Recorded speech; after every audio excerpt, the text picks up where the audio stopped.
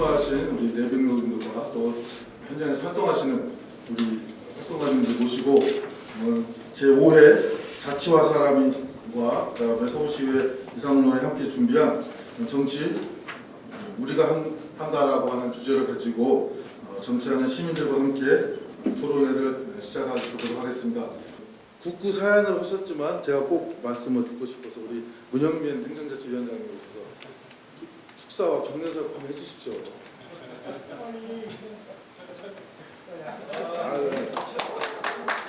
우리 협치와 마을 공동체 혁신을 다 책임지고 계시는 행정자치위원장님 꼭 모셔야 되겠습니다. 박수를 모시겠습니다.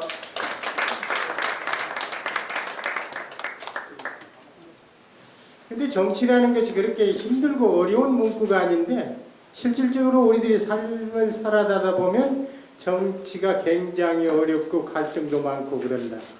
삶 자체가 그 정치인데도 불구하고 삶을 분리시켜 놓고 보는 것이 정치다. 정치는 곧 정치 그렇게 생각하는데 정치화가 우리가 살아가는 삶을 이어가는 한 축이 아닌가 저는 그렇게 항상 생각합니다. 그래서 지역에서 정치 활동 그러면 별개의 것으로 생각들을 많이 하는데 우리들이 분리시켜서 놓고 볼 것이 아니라 한 틀 속에 놓고 보는 것이 합당하다 그 생각도 해봅니다. 아무쪼록 오늘 이 토론회가 지역 정치 발전을 주변의 정치 발전을 이루어가는 그런 정치장을 일구어 나가는 그런 토론회가 됐으면 좋겠다 그런 말씀도 드리면서 하나하나 한 발 한 발 거듭나서 움직이는 것이 곧 정치의 발전을 기하는 길인데 우리나라의 민주정치는 미천하기만 그지없다. 그렇게 생각을 해오면서 정치를 민주주의를 해온 지 얼마 안 됐기 때문에 그런 결과가 있지 않는가 그런 생각도 해보면서 지방자치를 현실적으로 해온다고는 하면서 지방자치에 대한 틀이 미흡하다 이런 생각을 하면서 우리에게 권력을 좀 나눠달라 이런 얘기도 많이 하고 그렇습니다. 그런데 이런 것 정치 발전을 위한 토론회를 거듭하면서 나라의 정치 발전도 아래로 흘러내려온 정치 큰 돌도 변화해 갈 것이다 그런 생각을 하면서 오늘 이 정치 발전 토론회가 지역 발전뿐만 아니라 이 나라의 정치 발전을 기여하는 데 큰 밑거름이 됐으면 좋겠다 하는 말씀으로 인사에 대신합니다. 고맙습니다. 예, 그래서 오늘 본격적인 토론회는 유창복 전 서울협치지원관의 진행으로 함께 진행할 텐데 여러분들 큰 박수 부탁드립니다.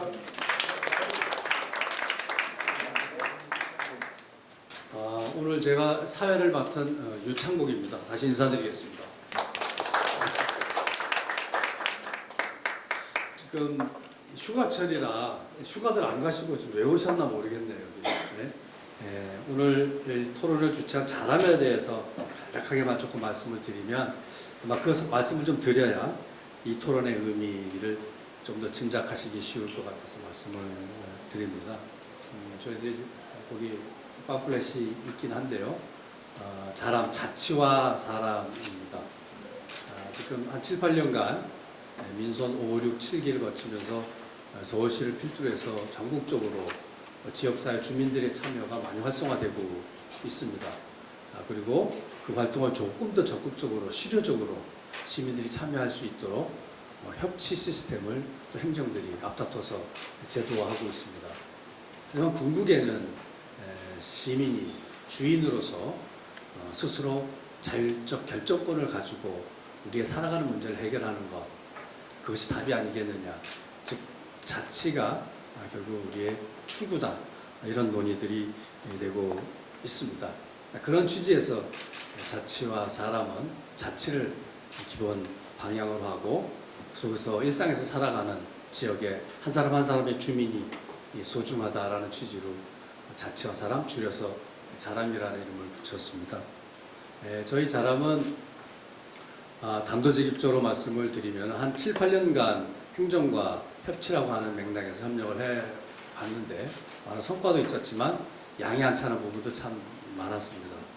진짜로 지역사회에서 주민들의 뜻을 제대로 읽고 또 제대로 정책을 펼 수 있는 단체장, 의원들이 대단히 중요하다. 그런데 그분들을 선거 때만 딱 선출해 놓고 내몰라라 하는 것으로서는 제대로 일이 되지 않더라라고 하는 것을 오랫동안 경험해 왔고, 지난 지방선거를 통해서 그 문제를 좀 참여를 통해서 해결해 보려고 애를 썼습니다만은 역부족이었던 경험들이 있습니다. 그래서 이후에 3년 후로 다가온 대선과 지방선거를 앞두고 지역사회에서 일상을 살아가는 시민들이 직접 정치에 관심을 가지고 또 출마를 할 수 있는 사람은 출마를 하더라도 또 출마가 안 되는 경우에는 출마하실 분들에게 그야말로 실질적인 힘이 되어서 뽑힌 분이 뽑아준 주민들을 의식하고 눈치를 보고 그 뜻을 계속 지켜나갈 수 있도록 그 관계를 어떻게 맺어갈 것이냐 이런 것들을 고민하고 있습니다. 저희 조직이 만들어진 지는 이제 3월이어서 이제 6개월도 채 안 되고요. 매달 이런 포럼을 통해서 지역사회 각 현장에서 겪고 있는 여러 가지 고민들이나 과제들을 이렇게 학습한다는 취지에서 포럼을 열고 있습니다. 오늘은 그 5번째입니다. 정치 우리가 한다. 시민이 정치의 당사자로서 삶의 문제를 직접 제기하자라는 취지입니다. 아마 우리 최근에 유치원과 관련돼서 많은 나라 전체가 몸살을 앓았습니다. 유치원에서 아이들이 폭행을 당하는 경우도 또 있고 또 유치원의 운영이 투명하지 않아서 아이를 맡기는 부모들이 그야말로 애를 태우는 일이 많습니다. 이 문제를 해결하는 것 자체가 왜 이렇게 어려운지 민원을 넣어도 안 되고 뭘 해도 안 되고 뭘 해도 안 되고 결국에는 국회를 통하지 않으면 안 되는 상황까지 왔는데 바로 이 짧지 않은 기간 동안 시민들의 독박육아 문제를 엄마들의 독박육아 문제를 어떻게든 같이 해결해 보자고 애썼던 엄마들이 급기야는 3법을 개정해야만 할 상황까지 밀어붙인 성과를 내셨습니다. 그 결과도 결과이지만은 그 과정이 참 궁금하고 그 과정이 어땠을까 많은 배움이 있을 것 같아서 정치하는 엄마들에 속해서 활동하고 계신 분들을 몇 분을 초대하게 됐습니다. 그동안에 있었던 아마 언론을 통해서는 제대로 들어볼 수 없었던 이야기들을 들을 수 있지 않을까 생각이 되고요. 기조발제식으로 말씀을 해주시고 다 함께 토론하는 방식을 하겠는데요. 아무래도 주제가 정치이고 또 지역사회 속에서 시민들이 직접 나서는 정치여서 좀 더 토론을 풍부하게 재미있게 이끌어가기 위해서 그쪽 분야에 전공을 하고 계시고 많은 활동의 경험이 있으신 서복균 교수님을 따로 또 초대를 했습니다. 아마 오늘 토론을 훨씬 활발하게 재미있게 이끌어가 주실 걸로 기대합니다.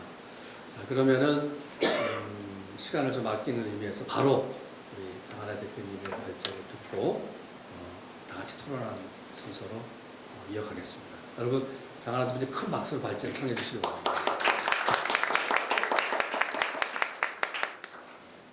아시는 분도 계시고 모르시는 분도 계실 것 같아서 제가 정치하는 엄마들 사실은 이렇게 뭐 제가 만든 단체 이렇게보다는 혼자 단체를 어떻게 만듭니까? 저는 정치하는 엄마들이 필요하다라고 제안을 했고 다행히 처음에 40명의 정치를 직접 해야겠다고 생각하는 정말 평범한 엄마들이 모여서 지금 한 2년 정도 되었고요. 작년 하반기에 아까 말씀하신 사립유치원 비리 사태가 언론에 많이 보도되면서 그때 회원이 또 많이 늘었어요. 그 전까지는 500여 명이었는데 그 이후에 한 1,800여 명이 현재 되어 있는데요.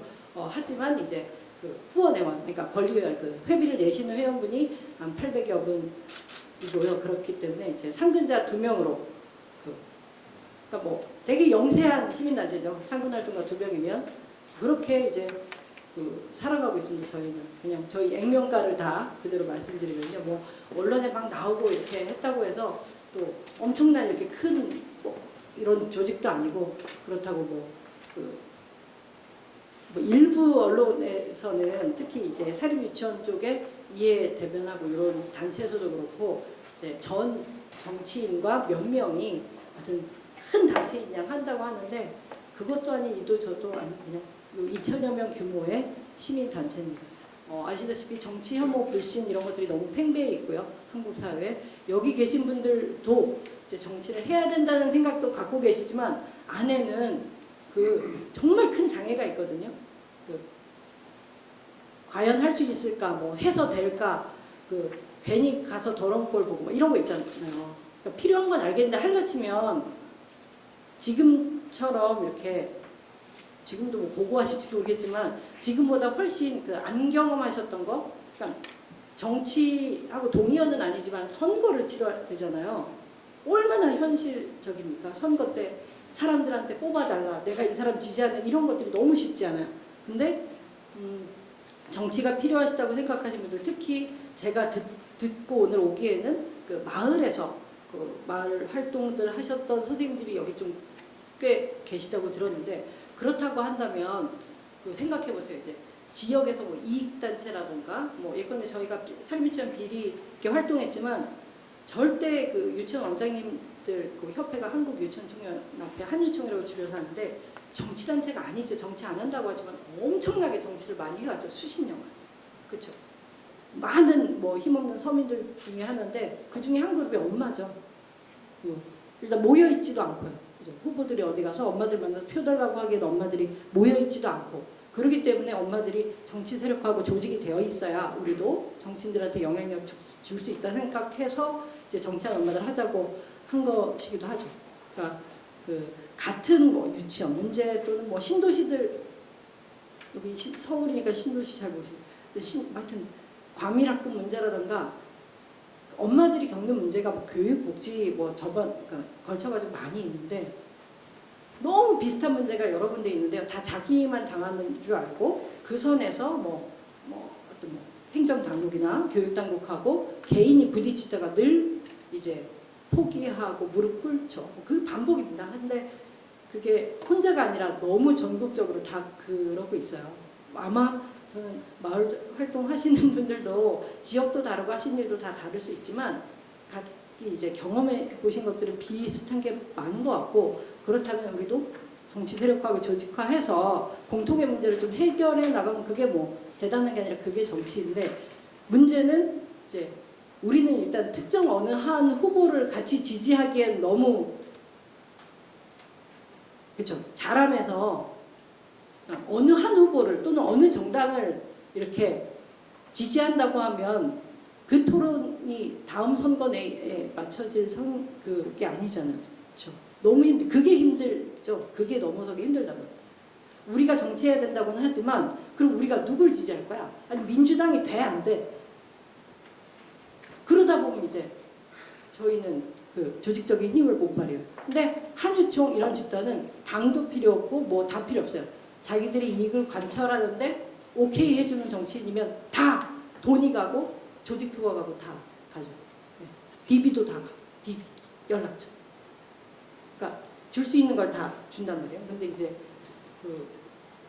뭐 정치하는 엄마들도 처한 문제이기도 합니다만은 저는 자람의 경우에도 실제 선거를 앞두고서는 그러니까 스스로의 장애가 있어요. 우리 모두에게.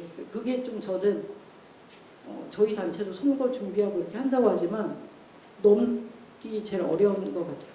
엄마가 직접 정치를 해야 된다. 지금 출마도 하고 정치인이 돼야 되는 것도 있었어요. 근데 이제 그러니까 저희 단체 이름이 그래서 중요한데 엄마 정치인들은 많습니다. 여성 정치인들 중에 엄마 정치인이 더 많죠. 비혼인 이런 정치인보다 한국은. 근데 정치하는 엄마는 정말 없어요. 약간 그 정치인의 아이덴티티만 있다고. 그렇죠. 하고 실제로 한국 사회는 그냥 엄마가 정치하기는 힘들어요. 일반 직장도 잘리는데 무슨 정치를 할까? 그죠? 교사 공무원분들은 경력 단절 비율이 한 11% 정도 돼요. 그러니까 자발적인 이렇게 퇴사도 있을 거고 이렇게 어쨌든 공무원 교사 하면서 아이를 낳았다고 잘리진 않거든요. 근데 민간 기업 다니는 경우에는 2015년 조사인데 49.8%가 아이를 낳고 5년 이내에 첫 아이 낳고 5년 이내에 하던 일을 관둬요. 뭐 이직할 수도 있겠지만 어쨌든 둘 중에 하나. 뭐 갑자기 저출생 얘기해서 좀 그런데 출생률 떨어질 수밖에 없죠. 왜냐하면 학력 또는 진학률 이런 것들이 여성이 월등히 하여튼 여성들이 남성 이상이고 높아지는데 한국 사회에서 아이를 낳는 것은 본인이 하던 일을 관둬야 되는 거예요. 그러니까 뭐 이게 자아실현의 문제만은 아니고요. 자아실현의 문제만은 아니고 둘이 벌다가 아이가 생기면 입이 하나 늘잖아요. 그쵸? 근데 벌이는 반으로 줄어요. 이건 무슨 대단한 뭐 예산 이런 거 없고요. 그냥 1 더하기 1은 아니다.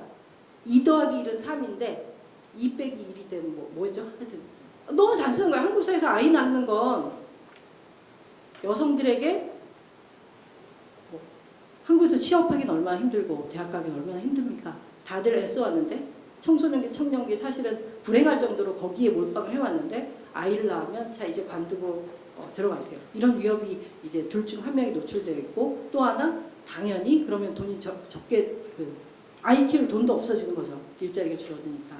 국회의원 300명에게 그런 거를 요구하고 강요하는 게 아니라 나이 많은 정치인도 있으면 젊은 국회의원도 필요해요. 네? 또 애기 아빠 국회의원들이 많겠죠.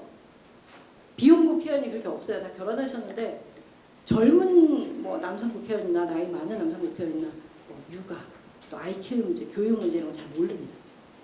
뭐 일반 회사 다니는 분들도 모르지만 정치하시는 분들 더 바빠서 더 몰라. 그러니까 한국이 뭐 다른 분야들도 사실 수준 높지 않은데 교육, 복지 이런 부분에 어떤 정책이나 예산 이런 것들이 낙후할 수밖에 없어요. 그 분야에 평생 관심 가져보지 않은 사람들이 그 정책 결정을 하고 있고요. 거기에 열심히 그럼 정책 기반 과정에서 로비하고 이런 사람들을 아까 말했던 한유총, 한어총, 한국어린이총연합회 교육 관련해서도 지금 민선으로 뽑고 있죠. 교육감님들. 뭐 교사들 선거운동 안 한다고 하고 또 불법이지만 안 하긴 뭐라. 진보교육감은 정교조에서 운동하고 보수교육감은 교총에서 운동하고 어쨌든 어느 쪽이 되던 간에 교사 중심으로밖에 안 들어요. 학생이나 학부모는 전혀 교육정책을 담당하는 사람들이 눈에 없어요. 그러니까 이게 맞다고 생각하지만 당장의 교사들이 와서 교권 중심으로 이렇게 부탁하면 표 받은 게 있는데 어떻게 안 해줄 겁니까? 그래서 제가 이렇게 정치하는 엄마들 회원들한테도 얘기를 드리고 사실 정치하는 엄마들 회원 앞에서 제가 뭐 강연같이 이렇게 이야기한 거는 며칠 전에 처음 한번 해봤고요. 사실 이거 종이 나눠드린 거는 지금 하는 얘기는 없는 내용인데 그래도 댁에 가실 때나 이제 버리지 마시고 한번 읽어봐 주세요. 이거는 이제 정치 이 단체 뭐 저희가 정당은 아니니까 어쨌든 시민단체로서의 정치하는 엄마들에 대해서 다른 토론회 가서 제가 발제하느라 이렇게 편하게 쓴 거니까요. 보시면 저희가 이제 엄마의 문제를 다루는 단체 말고도 내부적으로 저희 단체가 굴러가는 운영의 차이가 또 커요. 운영되는 것이 이 젊은 세대가 섞이기 힘든 방식으로 운영돼서 뭐 마을 활동은 또 어떤지 모르겠지만 시민단체 또는 뭐 정치단체에서 이제는 정의당에서도 청년이 없거든요. 그러니까 저가 90년대에 대학교를 다닌 사람인데 저 때 민주당은 이미 청년 뭐 대학생위원회 이런 거 거의 없었어요. 저의 대학교는 하고 하더라도 이렇게 20대 청년 또는 대학생이 나는 민주당 이렇게 얘기하기 약간 뻘쭘한 그냥 이미 있었어요. 근데 진짜인데 뻘쭘한 분위기였어요. 근데 이제 저는 27대 열린우리당 창당준비위원회 때 그때 처음 당원이 됐던 것 같아요. 학교 다닐 때는 뭐 정당 활동 안 하잖아요. 근데 당시에도 민주노동당 대학생위원회나 청년위원회는 괜찮았거든요. 근데 이제 없죠. 없어요.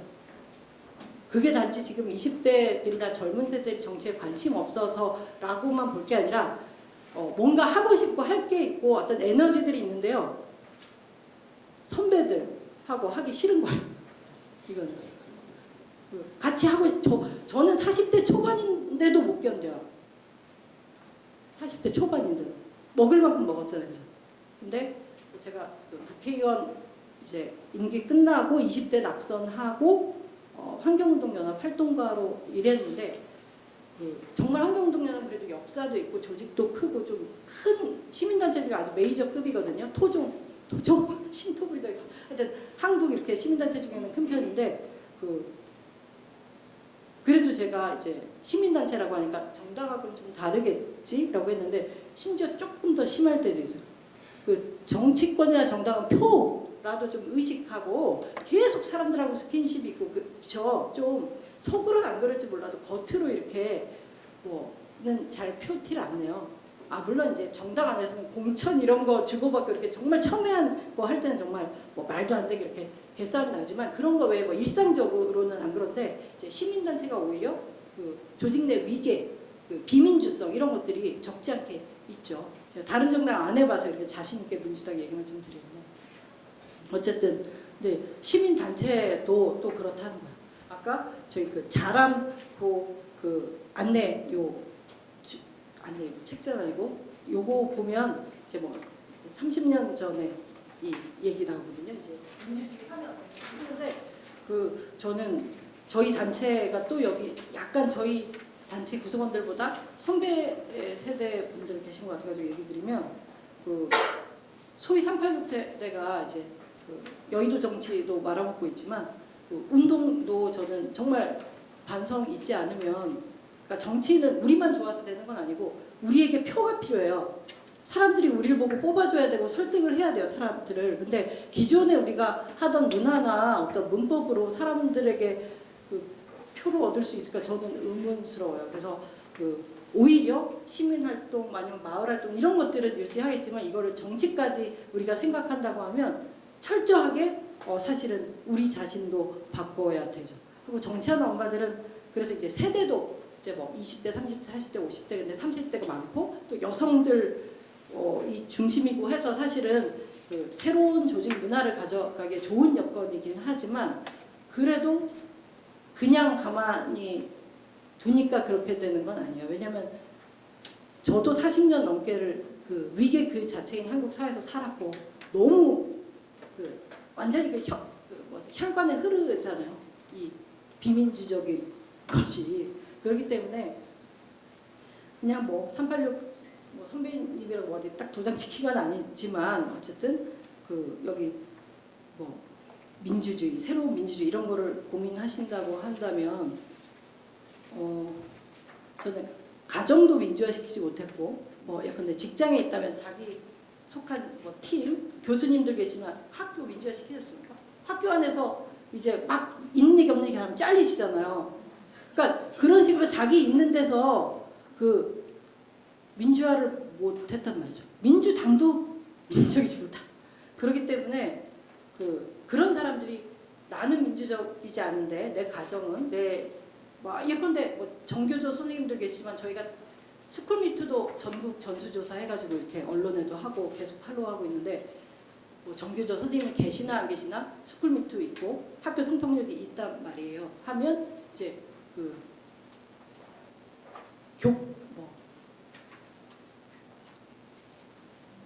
그러니까 교권이 너무 학생의 인권보다 높아요. 그러니까 어떤 교사가 학생한테 근데 일단은 선생님들은 서로 교실에서 무슨 말을 하시는지는 서로 잘 모르긴 모르겠죠. 학생들이 이렇게 미투해서 하기 전에는 서로 몰라요. 근데 뭐 예컨대 스쿨미투 났을 때 뭐 내가 뭐 여학생에게 남성 교사가 10달 동안 생리 안 하게 해줄까라던가 이런 말들 했다라는 게 SNS에 엄청 돌아요. 그 트위터 그 CEO가 한국에서 해시태그 미투, 스쿨미투 되게 많았다고 이례적이라고 막 얘기했잖아요. 근데 그렇게 나왔을 때 그러면 다른 나머지 교사들이 뭐 유교사 정말 그랬어 막 그게 교사 사회에서 해결되지 전혀 않는 구조죠. 그러다 보니까 학생들이 미투를 해야 되고 저렇게 막 SOS를 받겠다 친다고 보시면 돼요. 근데 선생님 어떤 선생님이 그렇게 얘기를 했어요. 그러니까 더 입에 올리기 싫은 발언을 아니 그렇게 얘기를 했을 때 학교 사회가 문제다. 그러니까 자정 자격이 있고 나머지 교사들한테 그런 걸 얘기할 수 있고 말을 하면 해결되고 이렇다면 미투, 스쿨미투 이런 게 필요 없잖아요. 그러니까 스쿨미투 현상이 이제 학교 성폭력이 만연했다 이렇게 보실 게 아니라 학교가 자정 능력을 잃었다. 라고 보시는 게 저는 스쿨미투의 되게 중요한 지점 같은데 그런 게 온갖 요새는 서울대학교에서도 서서문학과도 해가지고 서울대학교 학생들도 그렇게 수업 안 듣고 뭐하고 막 데모하고 이러고 있어요.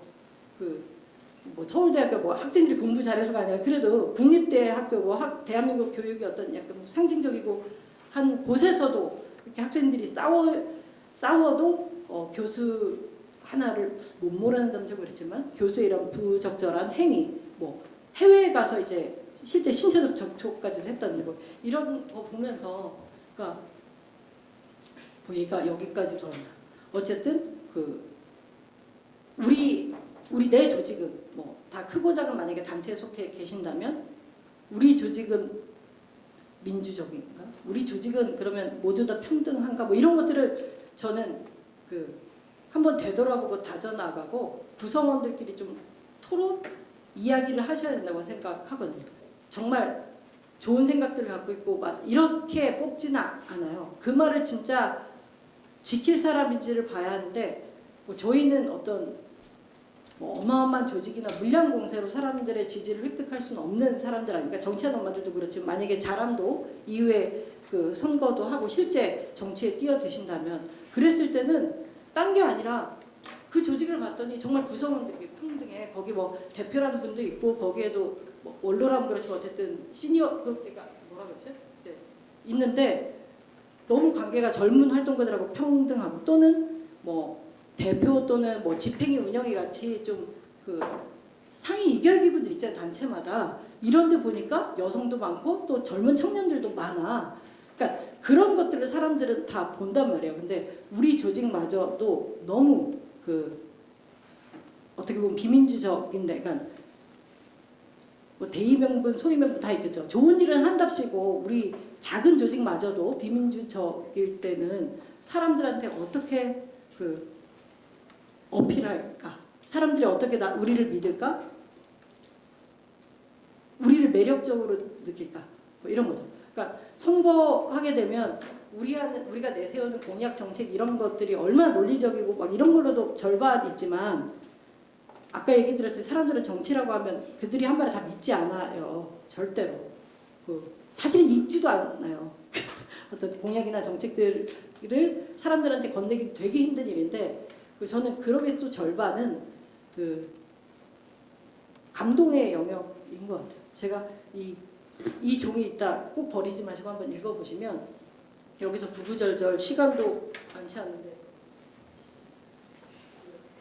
다 드릴 수는 없지만 정치하는 엄마들이 이제 전 국회의원이나 아니면 뭐 애기 엄마들 많겠죠. 뭐 변호사도 있고 판사도 있고 한국 사회에서 막 쳐주는 직업 있잖아요. 뭐 기자, 언론인들 뭐 저희 회원 중에 정말 실제로 있기도 하고요. 근데 그런 몇 사람들이 또 자기들이 가진 사회에 어떤 이미 가지고 있는 어떤 영향력이 그냥 둘이 엄마, 뭐 누구 엄마보다는 낫다고 해서 또 그쪽으로 막 이렇게 가는 단체였다면 저희가 2년 동안 여기까지 못 왔을 거란 얘기를 좀 드리고 싶은데요. 뭐라 그러죠? 그러니까 유별나게 되게 잘난 엄마들이 어떻게 모여서 하는 이런 단체로는 저는 승산이 없다고 생각하는 거예요. 일단 아까 말씀드렸지만 감동이 없죠. 감동이 없어요.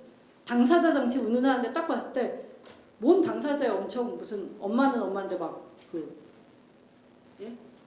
이 사람 이거 활동하다가 또 공천 받고 나가려는 사람들이네라던가 저희도 공천 주면 완전 땡큐고 당연히 나가는데 공천을 목적으로 이 활동을 하는 사람들은 아니에요. 뭔지 아시겠죠? 그 차이가 있어요.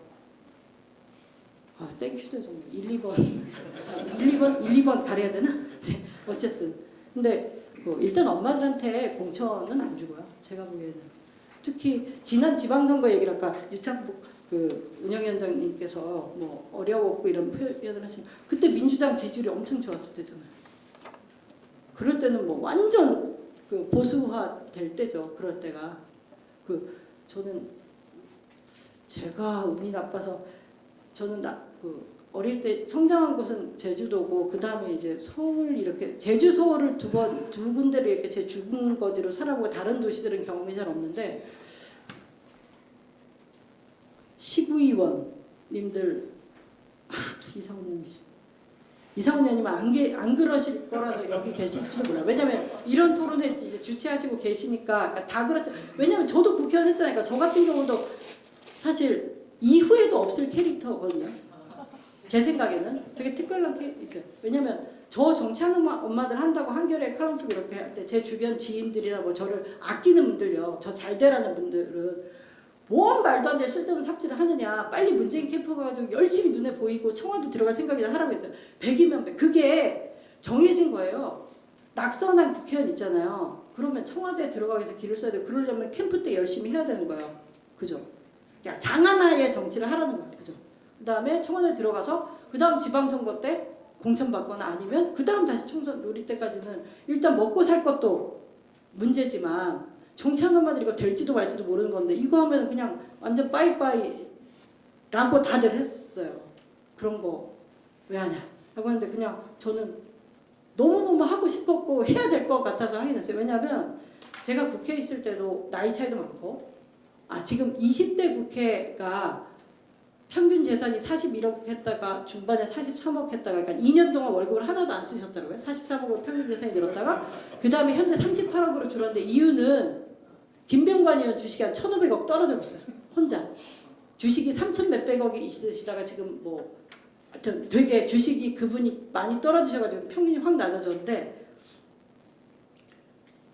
그러니까 그분을 빼고 막 평균 조사한 것도 있지만 그래도 막 20억대요. 그 자유한국당하고 민주당도 그렇게 큰 차이 안 나고 그렇습니다.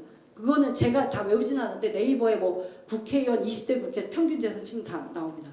그러니까 저는 거기서 제가 여성이라서 나이가 어려서 그분들이 되게 애로받거든요. 저를 나이가 젊어서 그런 차이보다도 일단 그런 빈부 차이 때문에도 엄청 섞일 수 없는 집단이었고 제가 다시 한번 20대 국회 한번 들어갔을 때에도 크게 바꾸지 못한다는 것도 알았어요. 그러니까 저가 정치하는 엄마들 했던 건 나름 되게 확률은 적은 길이지만 저 개인적으로 이 길밖에 없었는데 혼자가 아니라 이런 주장을 하는 엄마들이 있다는 거야. 그러니까 정치 세력화예요. 그냥 또 그 말이 엇받치나 외치나. 그런 게 있어야 사회적으로 정치적으로 영향력을 발휘하지 제가 저 하나 국회에 딸랑가면 나머지 299를 바꿀 수는 없다고요. 그냥 묵살하면 되는 거고 국회의원 한 명이 할 수 있는 의정활동까지는 뭐 자유롭게 하겠죠. 막 법안 발의 있잖아요. 발의만 하겠죠. 발의하고 발의 기자회견하고 발의 보도자료 내고 끝. 이런 것만 하겠죠.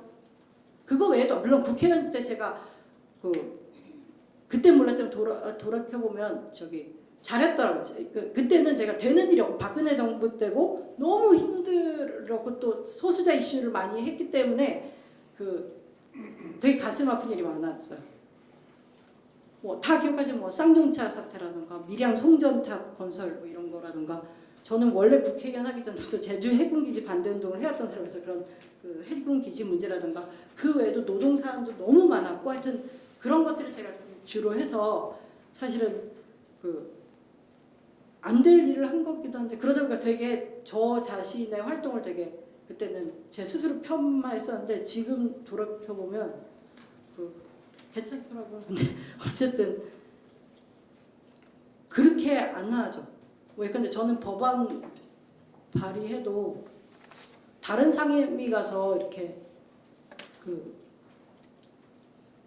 전 발의했을 때도 토론하기 전에 내가 이 상임위에 이런 법안을 발의했다. 그러니까 타 상임위 사람인데 남의 상임위자가 이렇게 가서 똑같이 얘기하는 거예요. 제가 이번에 제안 설명 일일이 나가서 하고 거기 상임위 소위 회의 이렇게 소위 일정들 봐가지고 계속 전화해서 누구 의원님 막 지겨울 정도로 전화해서 부탁하고 하는데 대개들 안 그러세요.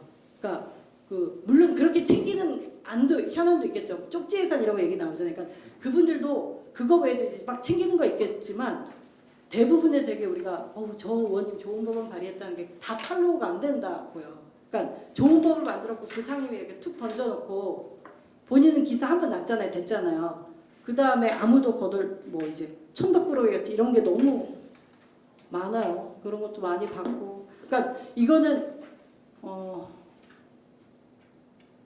그치. 막 나쁘고 악인이라서 그런 건 또 아니에요. 저도 국회의원이 되기 전에는 진짜 여야 할 거 없이 국회의원이라고 한다면 뭐 입신양명이라든가 아니면 권력이나 돈을 쫓아서 이렇게 막 그렇게 완전 정치 혐오나 불신으로 잘못 박혀진 이미지가 다 있었는데 막상 국회 가보니까 진짜 그런 사람들도 있고 진짜 그런데 상상 이상으로 진짜 나쁜 사람들도 있고요. 정말 평생을 타인을 자기를 위해서 배려를 한 번도 1초도 안 했을 것 같은 사람들이 그 공공의 영역인 정치권에 있어요. 막 있어요. 막 어느 당 원내대표예요 지금. 진짜 있어요. 깜짝 놀라요. 어느 당인지도 까먹었지만 너무 미치사. 진짜 그러기도 하고. 근데 또 의외로 제가 놀란 것은 그거보다 반대로 선의회 좋은 정치인도 제 생각보다 많다는 거예요.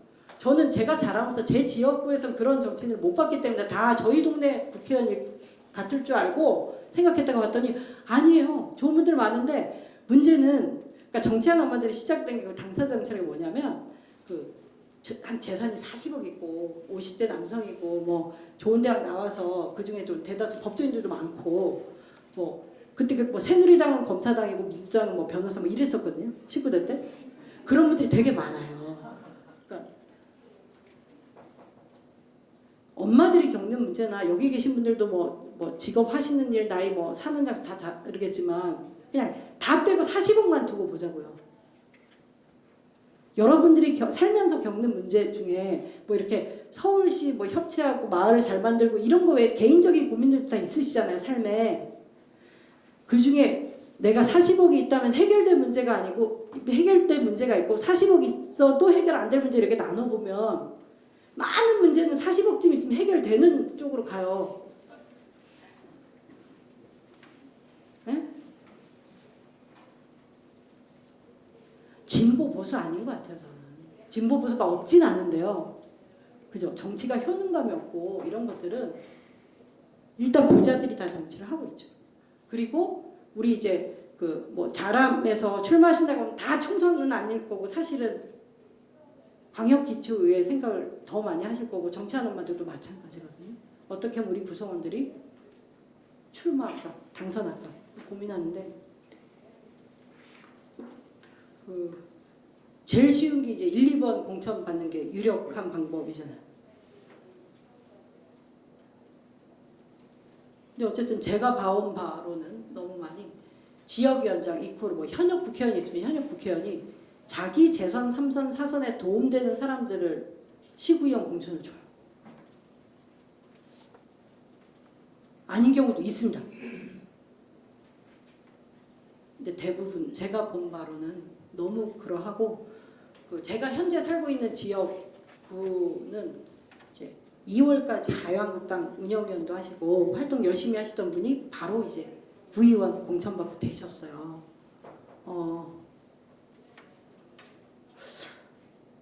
그러니까 이번엔 더 그럴 수밖에 없었던 게 민주당이 그냥 민주당만 달고 나면 막 될 때 막 일 가나 해가지고 막 우르땡땡 될 때였잖아요. 그럼 또 공천권이 사실은 정당 내에서는 그 공천권이 거의 권력의 거의 전부 같거든요. 그죠? 누가 공천권을 갖느냐. 그러니까 선거 전에 뭐 당대표 선거 이런 것들도 늘 피가 터지고 지역에서도 좀 그런데 그러니까 저걸 저 공천 정쟁을 뚫고 엄마들이 1, 2번을 받아서 출마할 수 있을까? 그러니까 저야 어쩌다 보니까 당 활동을 계속하고 이 안에서 비비적거릴 수 있어요. 그런데 이 1, 2번 공천을 받는 방식이 그러니까 저는 자람도 선거 고민하시나요? 똑같이 그냥 저희 고민 얘기 드리는 거거든요. 그러니까 저희도 사람은 많아요. 마을 활동 하시거나 여기도 사람은 많은데 일단 한 가지 정치적인 의견, 특히 특정 정당이나 후보 지지하는 데선 모이기 정말 힘든 특성을 갖고 있어요. 제가 보기에는. 우리는 어떤 방식으로 해야 될까? 이런 현실적인 고민들이 분명히 있고 그렇다면 무소속으로 나가면 그건 또 너무 떨어질 것 같잖아요. 그죠? 근데 저는 뭐 어쨌든 지금 지방선거가 코앞은 아니니까 진지하게 고민하고 다음 선거에는 나가야죠. 잘하는 정치하는 엄마들 나가는데 그런 면에서 뭐 뭔가 저희가 또 같은 거를 하고 또 어떤 단체를 만들고 이럴 필요는 전혀 없지만 혹시 만약에 1, 2번 공천 받으시면 축하드리고요.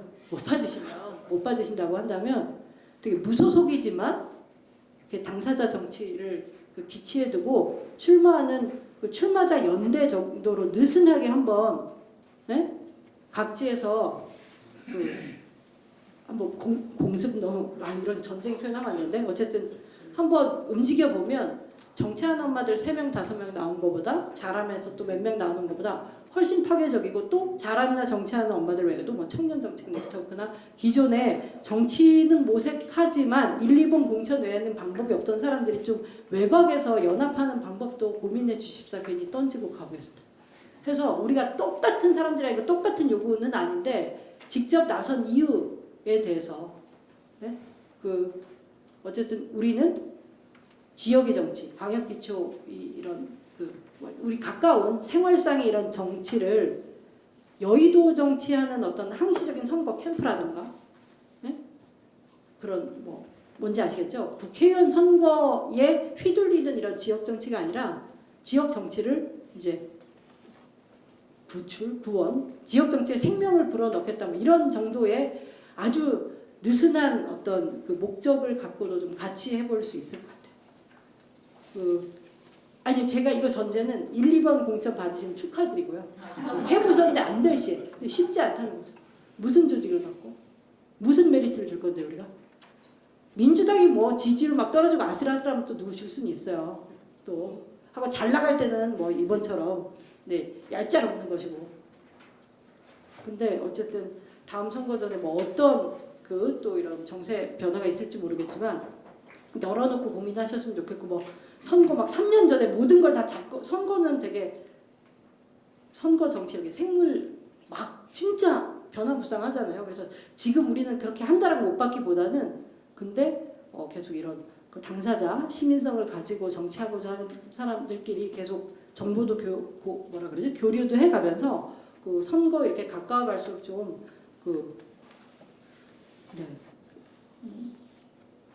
영리하게 대응했으면 좋겠어요. 하고 이제 정치 선거한다는 게 너무 추상적이고 이렇게 안 갔으면 좋겠거든요.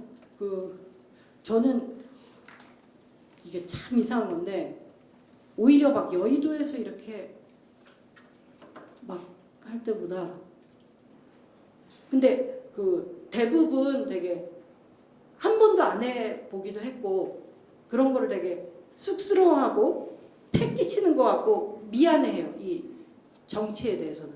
근데 만약에 내가 또는 내 주변 사람이 같이 활동하는 사람이 출마한다고 했을 때는 그 정도 확실히 있잖아요. 이 사람이 당선되는 건 이 사람 좋다는 게 아니라 당신 좋은 거니까 당신 위해서 선거 정보를 주는 거잖아요. 그 정도의 확신을 가지고 사실은 해야 되는데 우리 안에 극복해야 될 선거나 정치 자격 중에 하나가 엄청 그래서는 집니다. 엄청 적극적으로 해야 돼요. 사실은 상대방들은 뭐 불법 합법 어디 있어요? DB 다구와 막 문자 폭탄 오지 않습니까? 선거 때 막 문자 많이 받으시잖아요. 내가 준 정보도 아닌데. 근데 이 중에서 이렇게 그런 사실 본인 동의 안 구한 DB나 뭐 이런 거를 막 구해가지고 막 문자 보낼 아직까지 그런 마음까지는 없으시잖아요, 다들. 하고 이후에도 막 그렇게 변하진 않으시지 않겠어요? 네. 해보셨을까? 에? 뭐라고? 다 해봤죠. 네네. 아니 우리 또 뒤에 많은 청중분들이 하니까 그런 것도 실제 정치부 선거 아까 이제 선거 운동 해보셨다는 분 계셔서 아실 텐데, 그러니까 정치에 대해서 너무 추상적이고 이렇게 뉴스에 나오고 이런 게 아니라 그렇지 정치랑 또 다르죠. 정치를 하기 위해서 선거라는 걸 반드시 거쳐야 되는데 나는 그러면 얼만큼 이 정치를 갈구하고 있고 그러기 위해서 선거를 치를 내 선거죠. 그러니까 내가 출마를 직접 안 하더라도 나의 선거다. 그죠? 난 이 사람을 꼭 당선시켜야 돼. 이런 선거를 한번 치러볼 이런 마음들은 있으신가. 근데 그렇지 않고는 지금처럼 과격한 표현이면 거짓골을 묘면하는 거죠. 네? 정치인들이 뭐 게으르고 이런 천만 엄청 부지런하죠.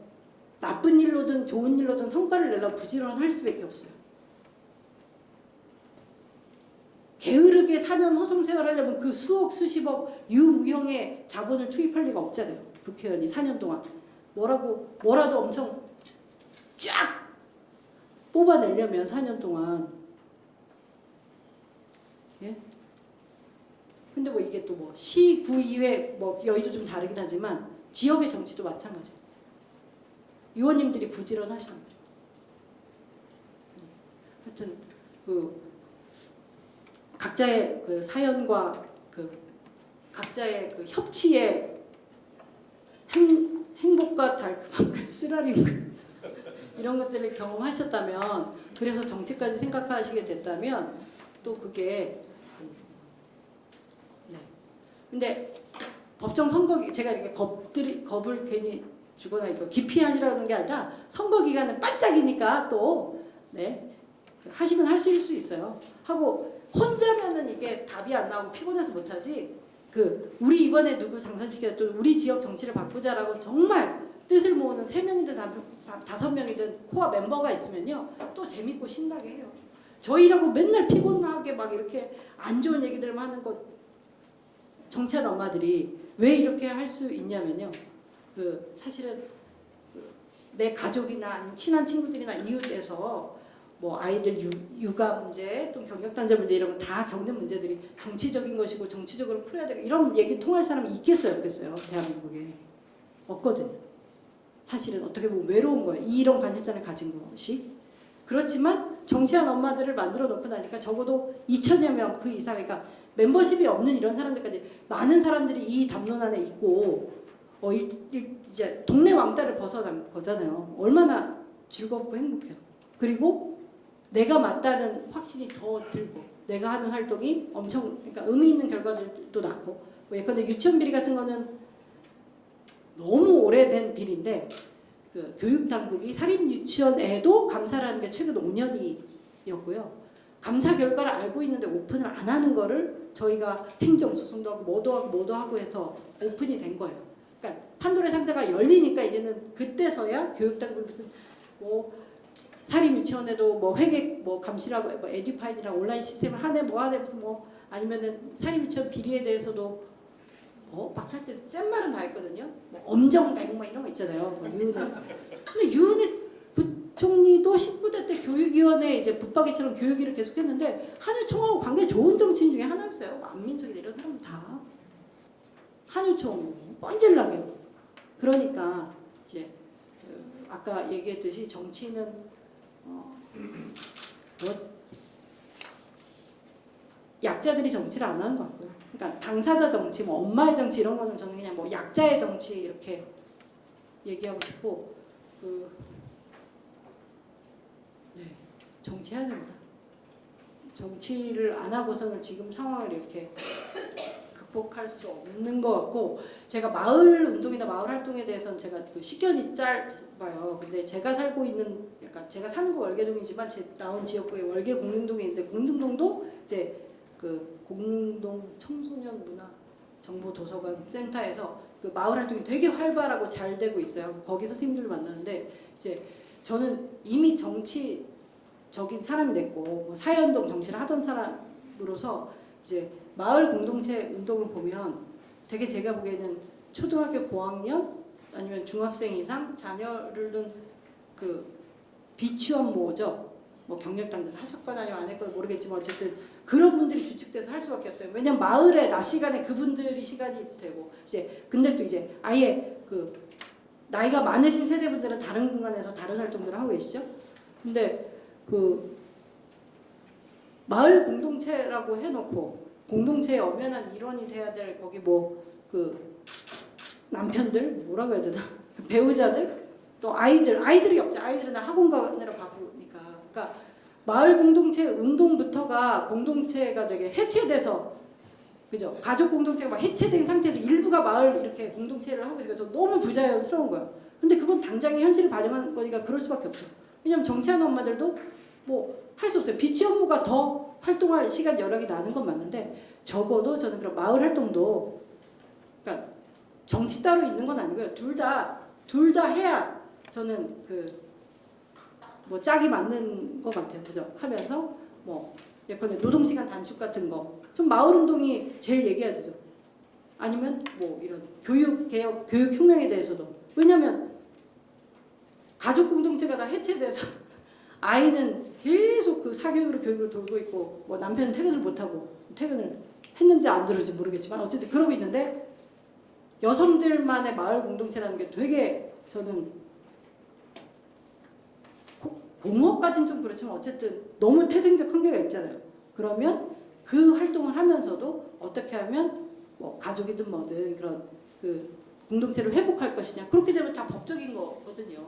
그죠? 노동시간 줄여야 제일 기본적으로 하고 뭐 교육은 뭐 여러 가지죠. 일단은 교육은 그 대학을 만약 교육 문제도 거의 노동 문제죠. 사실은 그 최저임금이 좀 올라가고 또는 이제 뭐 이런 육체노동 이런 것들도 그 대가를 좀 많이 받고 또 안 잘리고 아니면은 육체노동 그러니까 뭐 건설노동자라고 해서 4대 보험이 되고 뭔가 이런 사회보장들이 되고 하면 굳이 다 대학 안 갈 것 같은데 지금 그 대학에 목매는 이유도 있죠. 그렇다면 이런 노동 문제 해결도 사실은 마을에서도 얘기해야 되는 건데 그런 네, 뭔가 우리 삶을 구성하고 있는 여러 이슈가 되게 프랑켄슈타인처럼 나눠 있는 것 같아요. 그러니까 뭐 정치하는 엄마들도 이렇게 막 어떤 중앙 정치에 대해서만 관심 갖는 사람들은 아니고요. 사실은 다 삶의 문제, 그러니까 이런 것들을 해결하려다 보니, 그러니까 뭐 육아의 최전선이 정치더라고 이렇게, 그러니까 엄마 노릇을 하려다 보니까 정치를 빼고는 못 하겠는 거야. 이렇게 왔기 때문에 좀 그래도 자람하고 많이 소통이 될 것 같아요. 저희가 얘기하는 정치는 되게 생활에 있고, 그러니까 아이들이 있는 학교에 있고, 뭐 복지 부분도 많아요. 이건 좀 슬프지만 어쨌든 독박육아 하고 있고, 뭐 가사 돌봄 이런 것들이 아직은 그래도 여성한테 이렇게 많이 짐이 쥐어지다 보니까. 저 같은 경우에도 사실은 애 키우는 문제만 있었다가 하여튼 시아버님이 되게 치매 중증이 되시면서 치매 요양원 이렇게 알아보는데 지금 국가에서 뭐 치매 비용 갖고 얘기하지만 비용도 비용인데 어린이집하고 되게 비슷하거든요. 그러니까 스스로 자기 권리에 대해서 권리를 지키지 못하는 사람들이잖아요. 아이들도 그렇고 치매 환자도 그렇고 뭐 중증장애인 시설 문제도 그렇고 하게 되면 국가에서 복지 예산은 계속 좀 많아지고 투입이 되고 돈은 들어가는데 관리 감독이 안 되다 보니까 사고가 많이 터져요. 아이들이 맞는다거나 아이들 먹을 것들을 배고프게 준다거나 치매도 마찬가지로 해서 뭐 어린이집 유치원 또는 치매 요양원 알아볼 때 선진국은 집 가까운 데 가면 장땡인 게 선진국이에요. 근데 한국은 집 가까운 데 못 가요. 엄청 뭐 맘카페부터 커뮤니티부터 엄청 몇 검색해가지고 저희 남편도 시아버지 요양원 검색하는데 한 3주를 했거든요. 퇴근하고 그것만 찾고 해서 정말 좋다면서 2군데를 집어서 저한테 한번 가봐라고 해서 제가 월차 쓰고 어머니하고 가봤는데 2군데는 정말 아버지를 모시고 싶을 정도로 되게 오픈되어 있고 좋았어요. 근데 상담 받으니까 3년 정도는 최소 기다려야 된다고 하셨어요. 여기 남성분들도 계시는데 나는 치매 안 걸릴 거라고 보장 안 돼 있잖아요. 정치하셔야 돼요. 가면 정말 안 좋은 경우는 뭐 그것이 알고 싶다 올해 초에 나와가지고 사실은 요양병원에서 그것도 국공립 위탁받은 이 위탁이라는 전달 체계가 지금 개판인 건데 위탁받은 국공립 요양병원의 병원장이 그러니까 의사가 치매 어르신 할아버지 구타한 게 그것이 알고 싶다에 나와 버린 거예요. 그러니까 그런 걸 보니까 또 더 겁나서 가족들은 못 보내고 사실 자녀들이 힘든 건 없고 시어머니가 너무 힘들게 생활을 하시는 거죠. 주간보호 시설을 보냈다 오신다고 해도 이제 너무 생활이 힘들어서 그런데 이 얘기를 부부절절 드린 이유는 정치가 뭔 얘기냐고.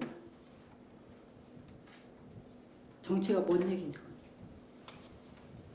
생활상이 다 아까 얘기 드리지만 40억이 있는 사람들에게는 이런 문제가 해당 사항이 없어요. 이런 문제는 스스로 없는 사람들, 이런 문제에 직면한 사람들, 막 검색해야 되는 사람들이 해결 안 하면 절대 해결 안 됩니다. 40억까지면 다주택자, 뭐 20대 국회의원 다주택만 쳐도 또 관련 기사 엄청 나와요. 뭐 자유한국당의원은 강남에 집이 몇 채, 뭐 이런 식으로 완전 디테일하게 나오는데 민주당에서 뭐 총선 때 대선 때 공약집에 뭐 공공주택 정책 이런 거 잘 나오거든요. 그러니까 뭘 해야 되는지는 아는데 의지가 있고 그거에 몰입을 해도 될까 말까지 않습니까? 대한민국의 주택, 그러니까 뭐 대한민국은 또 건설사들 다 재벌 대기업이 하고 있으니까 이 시장에서. 근데 사실 대다수의 국회의원들은 여야 할 거 없이 자녀들한테 뭐 첫째는 어디 있는 집은 첫째 결혼하면 주고 저기 어디 있는 집은 둘째 주고 뭐 그 뭐죠 상속세 뭐 증여세 이런 거 고민되시잖아요. 하게 되면 집 없어서 공공주택 필요하면 다 알겠는데 그 일을 정말 집 없는 사람들만큼 열심히 할 수 없어요.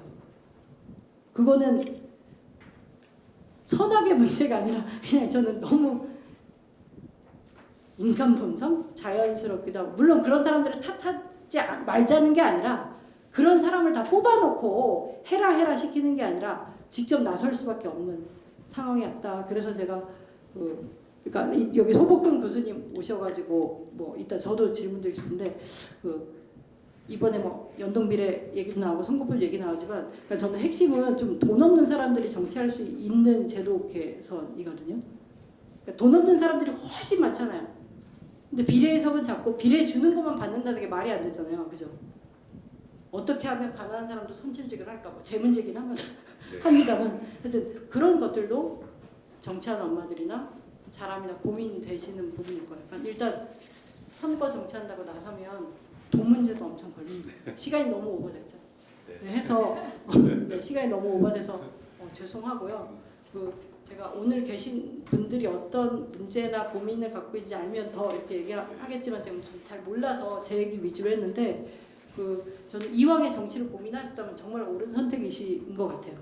근데 그거는 맞는데 또 이게 되게 현실적인 문제들이 닥치지만 절대 회피하거나 외면하지 마시고 이대로 가셨으면 좋겠고 적은 수가 아니시잖아요. 이미 발기인들도 하시고 가신다고 하니 그 힘을 저는 믿어보시면 될 것 같습니다. 하고 안 하면 계속 이렇게 살아야 되고요.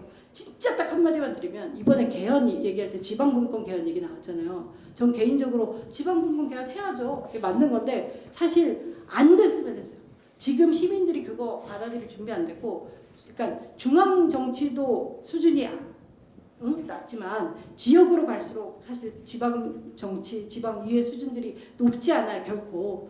그나마 저놈의 국회가 좋은 편일 수도 있어요. 무섭지만. 근데 그렇게 되는데 지방 분권이 되면 돈이 다 지역에 가잖아요. 돈을 따라서 어마어마한 권력이 지방에 가잖아요. 그걸 감시할 사람들이 지역에 없다고 가죠.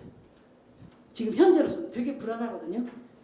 그러기 때문에도 전 정치하는 엄마들과 자람이 어쨌든 속도를 내야 된다. 근데 뭐 개헌은 어렵겠죠?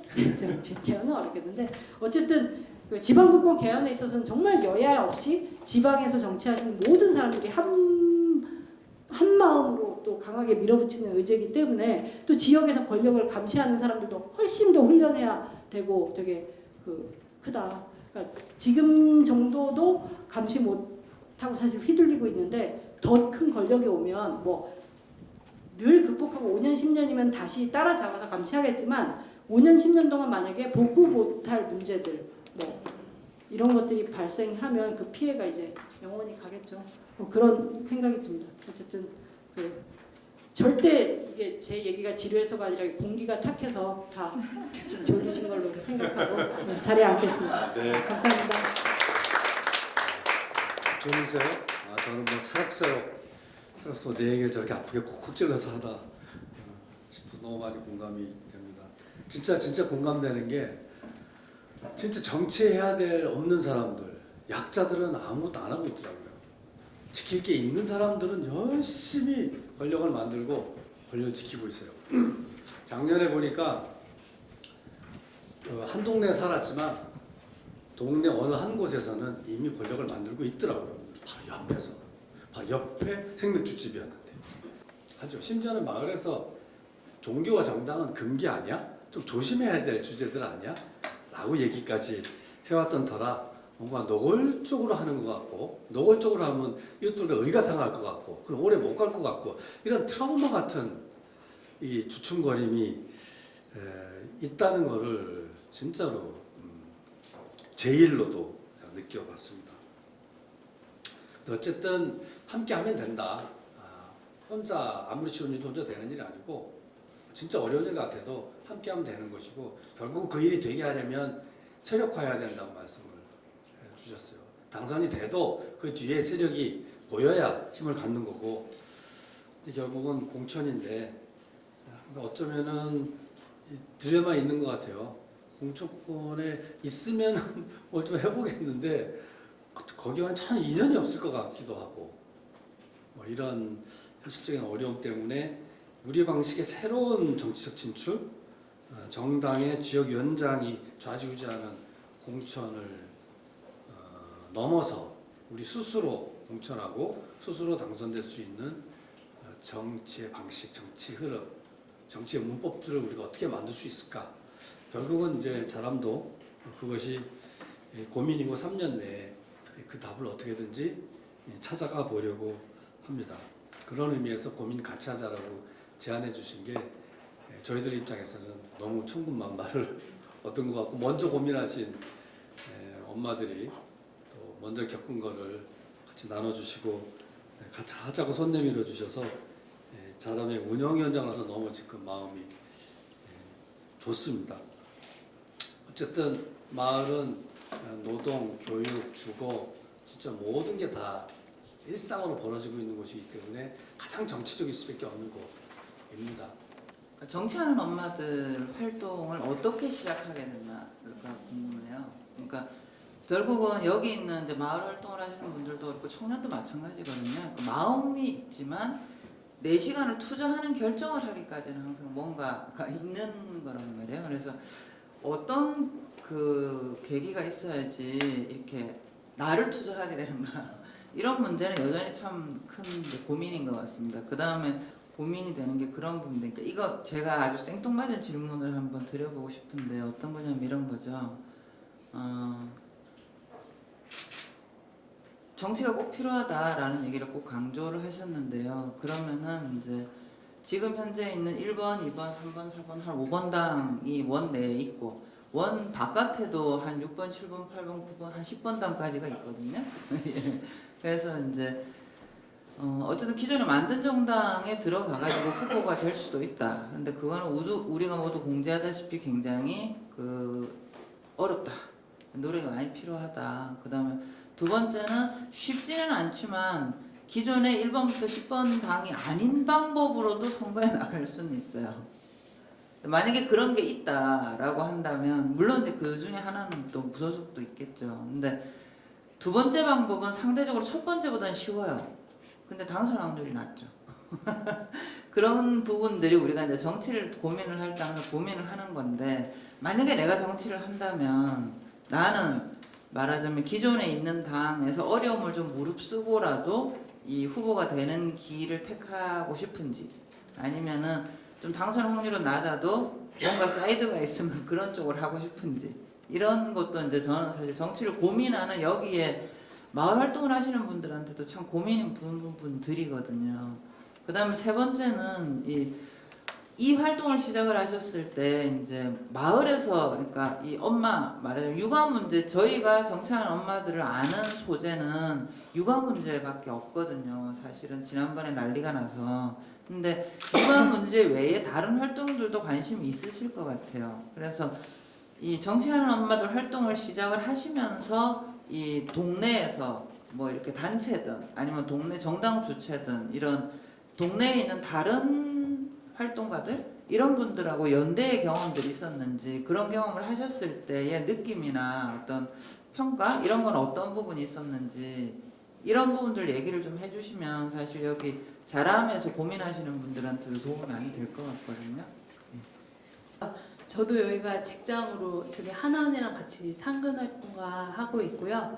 네, 2년 전에 그 칼럼 보고서 그 첫 모임에 그 3개월 된 애기 가슴에 안고 갔다가 지금까지 이어서 하게 됐어요. 근데 그렇게 계속 이어서 하게 된 계기가 뭐였을까 저도 생각해봤는데 그게 하나 언니 스타일을 저 발언하면서 좀 느꼈지만 되게 좀 권위가 없어요. 저도 맨 처음에는 국회의원이라고 해서 저도 좀 나하고 좀 다른 사람일까 했는데 전혀 그런 게 없고요. 제가 이 활동을 하게 된 계기는 마이크를 건넸다는 거.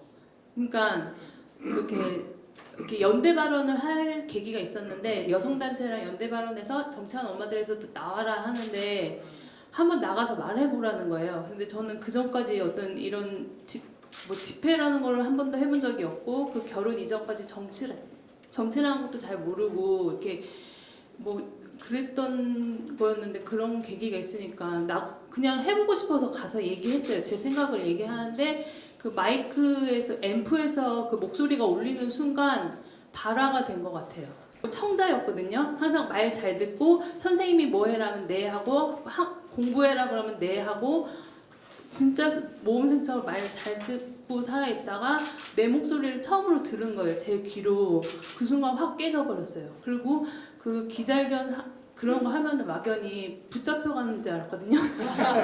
너무 오른 거예요. 너무 오른. 그 경찰에 잡혀가는 줄 알았어요. 그렇게 뭔가 권력에 대해서 막 반대 목소리 내고 되게 무슨 탁현민 퇴출 행동 뭐 이런 거였는데 그 다음에 잡혀간 건 줄 알았는데 아무 그 광화문이 되게 고요한 거예요. 그 순간. 그래서 아 이건 진짜 내가 이제까지 교육받은 게 너무 잘못됐고 말하는 거를 왜 격려하지 않았고 계속 억압 속에 살았는데 그간의 어떤 잘 살아왔다고 생각했던 믿음이 깨지면서 그게 되게 속았다라는 거를 그러니까 한순간에 그게 다 느껴지니까 이 활동에 그 힘이 돼서 지금까지도 계속 하게 된 거였고 그리고 또 재밌더라고요.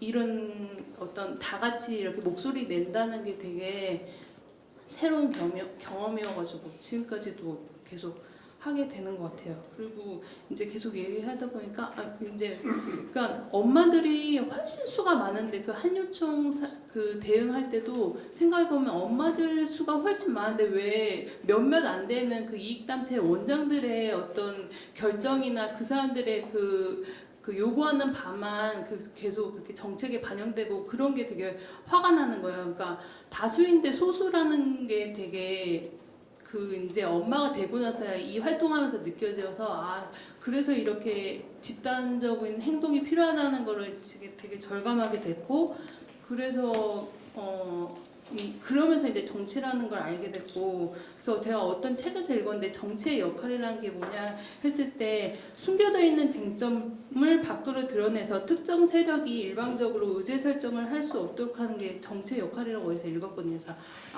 엄마들이 모여서 그 상황만 봤을 때는 그 비리를 계속 덮으려고 하는 그 단체에 대항해서 제대로 된 어떤 국가 지원금을 제대로 아이들한테 써라라고 목소리를 내는 거 그거 자체가 정치의 행동이구나라는 거를 이제 책에서 보는 민주주의가 아니라 진짜 엄마가 되고 나서 이 활동하면서 실감하게 된 현장의 어떤 저한테는 새로운 정치 교육이었던 것 같고요.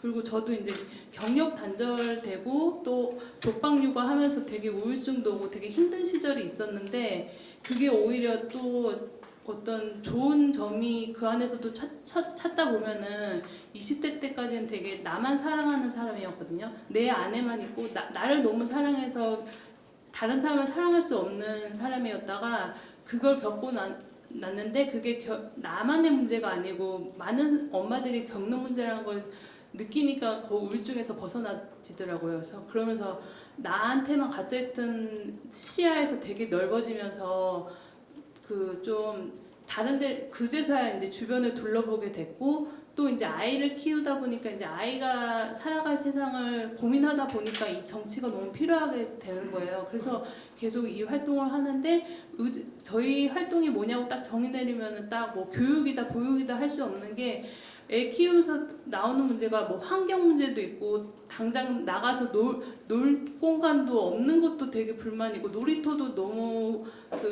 관리가 안 돼 있고 이런 문제부터 해서 너무 해야 될 일들이 너무 많은 거예요. 그래서 할 일이 너무 많아서 정말 미친 듯이 즐거우면서도 피곤하기도 하고 네 하고 싶기도 한데 또 집에 가면 또 이제 아이들하고도 또 제2의 또 시간을 또 내야 되고 그렇게 되게 생활하고 있습니다.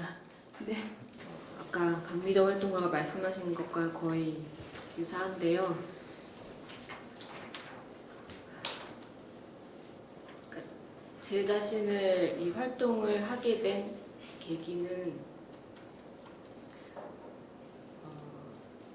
되게 단순한 거였는데 서로가 소통할 수 있는 구조가 있었고 지금은 이제 텔레그램이라고 SNS에 비슷하게 이제 소통창을 가지고 이야기를 하고 있고 또 여러 뭐 페이스북이나 다른 그런 소통할 수 있는 수단을 거의 오픈해서 사용을 하고 있어요. 그러니까 언제든지 내가 생각하고 의문이 있는 것들에 대해서 이야기를 하면 같은 시간이 아니더라도 그 아이 재우고 아니면 아이가 깼을 때 새벽에 혼자 일어나서 어려운 시간이 있어요. 아이를 달래거나 아니면 잠을 못 자서 아니면 아이가 아파서 모든 순간들이 아이 위주로 돌아가는 그 상황에 아무도 없을 때 그걸 지켜주는 사람들이 있었어요. 텔레그램이라는 방 안에 우리가 만들어 놓은 방 안에서 모든 이야기들이 오갈 수가 있었죠. 그건 단순하게 생각하자면 굉장히 단순한 이유겠지만 거기에서 내가 상대방을 의식하면서 그 사람이 저기에 있다는 걸 생각하면서 이야기를 할 수 있다는 것 그리고 내 목소리가 들리고 있다는 것 그거 자체가 굉장한 위안이었습니다. 독박육아 겪어보신 분들도 계시겠지만 그렇지 못하신 분들도 계시겠죠. 그러니까 아이를 온종일 하루 종일 돌본다는 건 말 그대로 잠을 못 잔다는 이야기거든요. 새벽에 거의 아이가 막 미친 듯이 울 때가 있고 달래지지도 않고 아픈지 안 아픈지도 모르겠던 상황들에서 굉장히 고립감을 느끼게 됩니다. 그러니까 엄마가 되는 순간 지역 사회하고도 굉장히 단절되는 건 뭐냐면 외출을 할 수 없을 때예요. 아이가 너무 어리면 나갈 수도 없고 아이를 봐주지 않으면 또 본인도 혼자 나갈 수 없는 그런 상황이 굉장히 구속되는 상황이 오거든요. 그러면 지금까지 내가 일을 해왔던 그런 직장과도 분리가 되고 기존에 그 인연이 있었던 사람들과도 연이 닿지 않게 되는 순간이 있습니다. 그런 경력 단절뿐만 아니라 일상의 단절이 오는 순간이 있어요. 제가 동네에서 엄마들을 만날 수 있는 시간은 그 하원 시간 어린이집에서 그 직장 끝나고 어린이집에서 아이를 데리고 나오는 그 순간인데 그때 마주치는 엄마들도 굉장히 지쳐있죠. 하루 종일 아이와 있을 때와 2-3시간만이라도 아이를 놓고 본인의 일을 본다는 건 거기에 어떤 자유가 있는 게 아니고 정말로 다른 일을 할 수 있는 거거든요. 그 시간을 공감할 수 있는 사람들과 연결이 됐던 게 굉장히 저에게는 큰 의미였습니다. 아까 이제 마을 활동가들이 많이 계시다고 하셨는데 그런 걸 느꼈어요. 저도 이제 마을 아이를 위해서 이제 이사를 하고 아이가 조금 더 나은 환경이기를 바라면서 공기가 조금이라도 좋을까 싶어서 산 밑으로 이사를 간다던가 이런 결정들이 필요했는데요. 그러면서도 이사를 가게 되면 아마 몇 번의 이사를 거치게 될 것 같습니다. 아이가 자란 동안 전세면은 훨씬 더 그렇게 되죠. 근데 마을 안에서 섞이기란 굉장히 어려워요. 이사를 가서 내가 적극적으로 어떤 공동체가 있고 아이를 받아줄 수 있고 나를 그대로 바라봐줄 수 있는 사람들이 있다면 발걸음하기가 참 쉬울 텐데 너무 어렵죠. 마을 일이란 것도 지역 유지이신 분들이 많이 좌지우지를 하기도 하고 그러려면은 어떤 경제력도 있으신 분들 그다음에 시간이 있어야 하는데 시간이 있으려면 아이가 학교에 가거나 어떤 이제 분리되어 있을 때 본인이 마을 일을 할 수가 있는 거예요. 그리고 마을 일을 할 때도 소득이 없잖아요. 사실 마을 일하면서 소득 얻기는 굉장히 어렵기 때문에 정말로 어떤 공공의 가치를 두고 아니면 정말로 내가 사는 곳이 괜찮아질 거야 라는 어떤 확신이 있지 않으면 발걸음 자체를 하기가 너무 어렵습니다. 그래서 제가 하나 한 건 뭐냐면 그러니까 주민자치회를 참여하는 거였는데요. 보통 이제 그 직장인들을 배려한다고 해서 저녁 7시쯤 되면은 모이도록 했었어요. 근데 아이를 봐줄 수 없거나 아프면은 어쩔 수 없이 이제 동반을 하게 되는 경우가 있었고요. 그랬을 때 손자 손녀들을 봐주시는 분들이 꽤 많았거든요. 보통 5, 60대 분들이 많이 계셨어요. 마을 청년이라 그러면 정말 40대부터 아니면 50대 정도도 청년이라고 생각을 하시더라고요. 왜 이렇게 없을까? 내 주변에 있는 내가 교류하고 있는 사람들조차도 이렇게 마을 공동체에 들어가기가 어려운 걸까 생각해보면 일단 모일 수 있는 환경이 아닙니다. 아이와 함께 할 수 있는, 아이를 배려해야 되는 건 뭐냐면 그렇게 했을 때 좀 더 많은 사람들이 더 참여를 할 수 있기 때문이에요. 가장 어리고 약한 존재이기 때문에 함께 하는 것만으로도 마을에는 굉장한 가시적인 효과를 줄 수가 있죠. 그 아이를 볼 수 있는 것만으로도 사람들은 그 환경이 어떤지를 대충 짐작하게 되는 겁니다. 학교도 마찬가지고요. 마을 행사를 했는데 자원봉사하는 걸 거의 다 학생들을 통해서였어요. 그 자원봉사 점수를 주면서 하는데 그 자원봉사 점수를 주는 것만으로도 이 학생들은 어떤 참여의지가 불타오르는 게 아니고요. 정말로 말 그대로 시간을 때우거나 점수를 받는 것만으로도 연연해 하는 것뿐이었어요. 그러니까 어떤 마을 축제가 있고 그 공동체적인 활동으로 만들려면 그 사람들이 참여한다는, 자발적으로 참여한다는 그런 의미가 있어야 하는데 그런 어떤 계기가 주어지지 않고 그냥 마을 행사니까 너네들은 점수를 받을 수 있고 그냥 활동하면 돼. 그 안에는 주민자치구 주민참여라고 했지만 거기에는 학생들은 없었습니다. 그리고 자원봉사하는 여력 있는 분들은 거의 다 시간 유용이 가능하셨던 여성분들이 많았고요. 그러니까 그런 것들을 보면서 20, 30대들, 청년들이라고 하죠. 청년들과 저희 같은 이제 아이를 둔 엄마들은 참여하고 싶은 매력을 느끼기 굉장히 어려워요. 왜냐하면 환영받지 못하거든요. 그러니까 어떤 사람들이 환영받을 수 있는 자리를 만들고 있는지 그게 바로 공동체가 생각해야 되는 문제라고 생각을 합니다. 정치가 꼭 필요하다면, 만약 정치를 한다면 원 내에 있는 것과 뭐 안으로 들어가는 방법이 있겠다 한데 사실 저는 정당 정치를 전혀 몰라요. 활동가라는 이름을 누군가 불러줬을 때는 정말 제가 움직이고 있었기 때문일 텐데요. 그러니까 그 자리에 제 몸을 갖다 놓은 것, 그 어떤 현장에 제 몸이 가 있는 것만으로도 굉장히 저에게는 의미가 있었어요. 기존에는 정말 일만 하고 야근 너무나 당연하게 하고 내 목소리 같은 거는 생각하지 않았고 그냥 다 저렇게 연세 드신 분들인데 뭘 귀를 기울이면서 들어야 되나? 그냥 나는 나대로 살면 되지 했었어요. 근데 아이가 생기고 아이는 혼자 살 수 없고 아이를 보면 이제 저도 투영이 되더라고요. 저 아이가 하는 행동이 그냥 제 자신이 되는 순간이 되게 많았는데 왜 아이가 저렇게 울지? 왜 이렇게 기분이 나쁘지 않아? 그냥 제 기분이 나빠서였을 때가 많더라고요. 그러니까 그런 거울 같은 모습을 보면서 부모님이 저에게 했던 행동들, 했던 말씀들, 그리고 그때 당시에 느꼈던 저의 기분과 저의 모든 것들이 다시 하나씩 다 떠오르게 돼서 다시 유년기로 돌아간 기분이었어요. 내가 말하지 못했던 것들은 왜 그랬나? 그땐 무시하기 바쁘고 나에겐 힘이 없으니까 내가 힘이 생기면 어떻게 될까? 그때도 저분들이 나에게 그런 말을 할 수 있을까? 그렇게 행동할 수 있을까?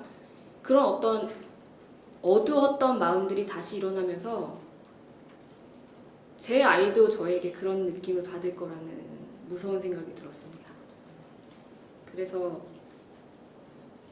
내가 하는 그대로 아이가 그렇게 하겠구나. 내가 보여지는 그대로 아이도 그렇게 보여지겠구나. 그런 생각이 들더라고요. 그래서 아이가 갈 수 없는 곳에는 나도 갈 수 없다는 생각이 들고 그거는 어떤 맘충이라는 키워드하고도 되게 닿아 있는데요. 아이를 혐오하는 게 아니고 아이가 있는 여성을 혐오를 하는 거였죠. 제가 생각하는 정치라는 건 어떤 정당 정치는 저는 몰라요. 거기에 있어 보지도 않았고 심각하게 생각하지 않았는데 왜 그랬을까를 생각해 보니까 내가 하지 않아도 잘할 거라는 믿음이 있었기 때문이었습니다. 어떤 나은 사회가 있을 거라는, 나보다 잘하는 사람이 있을 거라는 생각이 되게 강했었어요. 그래도 세상이 이렇게 무너지지 않는 건 뭔가 나보다 나은 사람이 하고 있겠지. 하지만 속사를 들여다보고 정말로 정치하는 사람들을 들여다보니 그러지 않은 거였습니다. 그래서 원내 정치라는 것에 대해서 굉장히 아직도 회의가 있고 정치 혐오가 없는 건 아닌데요. 제 안에 있던 정치 혐오를 깨는 것 자체가 굉장히 저한테는 큰 시험이었어요. 정치가 어떤 올바른 지점을 향해야 한다고만 생각하지는 않아요. 하지만 어떤 사회를 만들어가는 거에 있어서 피해를 보는 사람이 있고 죽어가는 사람들이 있잖아요. 그러니까 그런 사람들이 눈에 보이기 시작하는 거죠. 아, 잘못하면 저기 피해를 입은 아이가 우리 아이일 수도 있겠구나. 미래의 아이. 김용균법이 발의가 돼도 제대로 처리가 되지 않는다는 것은 그건 바로 우리 아이한테도 일어나는 일이겠구나. 세월호가 아직까지도 저렇게 있는 건 그냥 엄마 아빠 이야기들은 아무도 귀 기울이지 않으니까 그냥 또 저렇게 되는 거구나. 아이가 태어난 지가 6~6해인데 세월호 사건이 있었던 때였죠. 저는 굉장한 부채의식을 느꼈는데 그 아이들이 사라지도록 내버려두는 그 사회가 너무나 끔찍했는데 제가 그렇게 될 때까지 저도 아무것도 하지 않았다는 것에 대해서 굉장한 그 저에 대한 회의감이 느꼈었거든요. 그래서 그게 6년이 아직까지도 됐는데도 이렇게 되는 거면 그냥 어떤 희망을 갖는 것조차도 너무 어려운 일이라는 생각이 들었지만 그럼에도 불구하고 그렇게 되지 않으려고 안간힘을 쓰는 사람들을 만났어요. 그런 사람들이 있었기 때문에 그래도 지금 이렇게라도 숨 쉴 수 있다는 것만으로도 네, 그래서 그거 자체가 저는 정치라고 생각을 합니다. 그렇게 목소리를 내고 비록 본인들의 아이들은 사라졌지만 살아있는 아이들을 위해서 다시 움직이는 사람들이 있다는 걸. 그건 저희가 얼마 전에도 연대 발언했던 하준이 엄마를 통해서도 그랬고요. 그러니까 하준이는 서울랜드 주차장에서 그 경사가 있던 주차로에서 고이목도 되어 있지 않던 차량으로 인해서 아이가 죽었죠.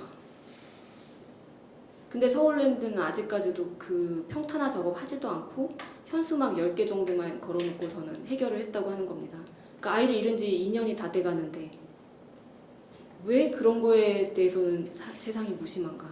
또 태호, 유찬이 어머니 아버님도 있었죠. 2달 전입니다.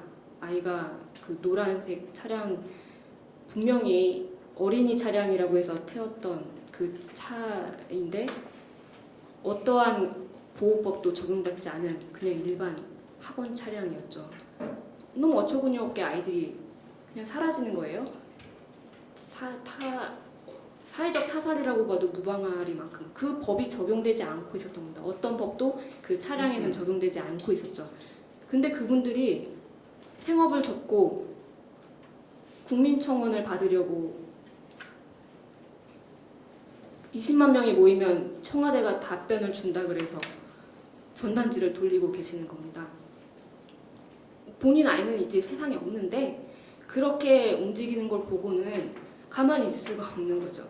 아, 우리 아이들을 위해서도 아니고 그냥 그 아이와의 약속을 지키기 위해서라고 얘기를 할 수도 있었을 텐데 살아있는 아이들은 그렇게 되면 안 된다고 다시는 우리 아이들 같은 사람아 나타나면 안 된다는 그 말 자체가 되게 절실했고요.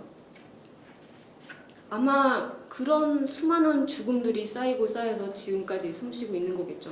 그런 거 하나를 생각하면 대체 정치를 하지 않을 이유가 무엇이 있을까라는 생각이 드는 겁니다. 그냥 그 사람들의 말 하나, 행동 하나하나가 모든 게 다 정치라고 생각이 되거든요. 그래서 어떤 원내냐, 원 바뀌냐 그런 건 되게 무의미하고 그냥 저같이 평범한 사람들한테는 목소리를 줄 수 있는 이 자리 하나만으로도 굉장한 의미가 있죠. 그래서 여러분들이 꾸리시고자 하는 자람이라는 단체가 더 잘 되시려면 정말로 여러분들의 목소리 말고 다른 사람들의 목소리도 많이 들어야 된다고 생각을 합니다. 어떤 자리에 계시든 들리지 않고 보이지 않는 사람들이 있는데 그 사람들이 어떤 목소리를 가지고 있는지 꼭 들어보고 귀 기울이고 그것만으로도 굉장히 충분하다고 생각해요. 그 목소리가 확대될 수 있을 때 사람들 마음을 움직일 수 있을 거라고 확신합니다. 저희가 여기까지 사람들이 마음을 모아서 이어줄 수 있었던 것도 다 그런 진심이 통했기 때문이고 그렇게 마이크를 넘겨줄 수 있었던 사람이 있었기 때문이고 그 마음 아무렇지도 않은 거라고 얘기를 해주는 사람이 꼭 있어야 되고 그게 여러분이었으면 좋겠어요. 목소리 내는 걸 두려워하지 말도록 그렇게 마이크를 건네주실 수 있는 자리에 계신 분들이라고 저는 생각을 합니다. 그 단체 차원에서 하고 있는 캠페인 활동이나 이런 게 따로 있습니까? 어떤 캠페인을 하십니까?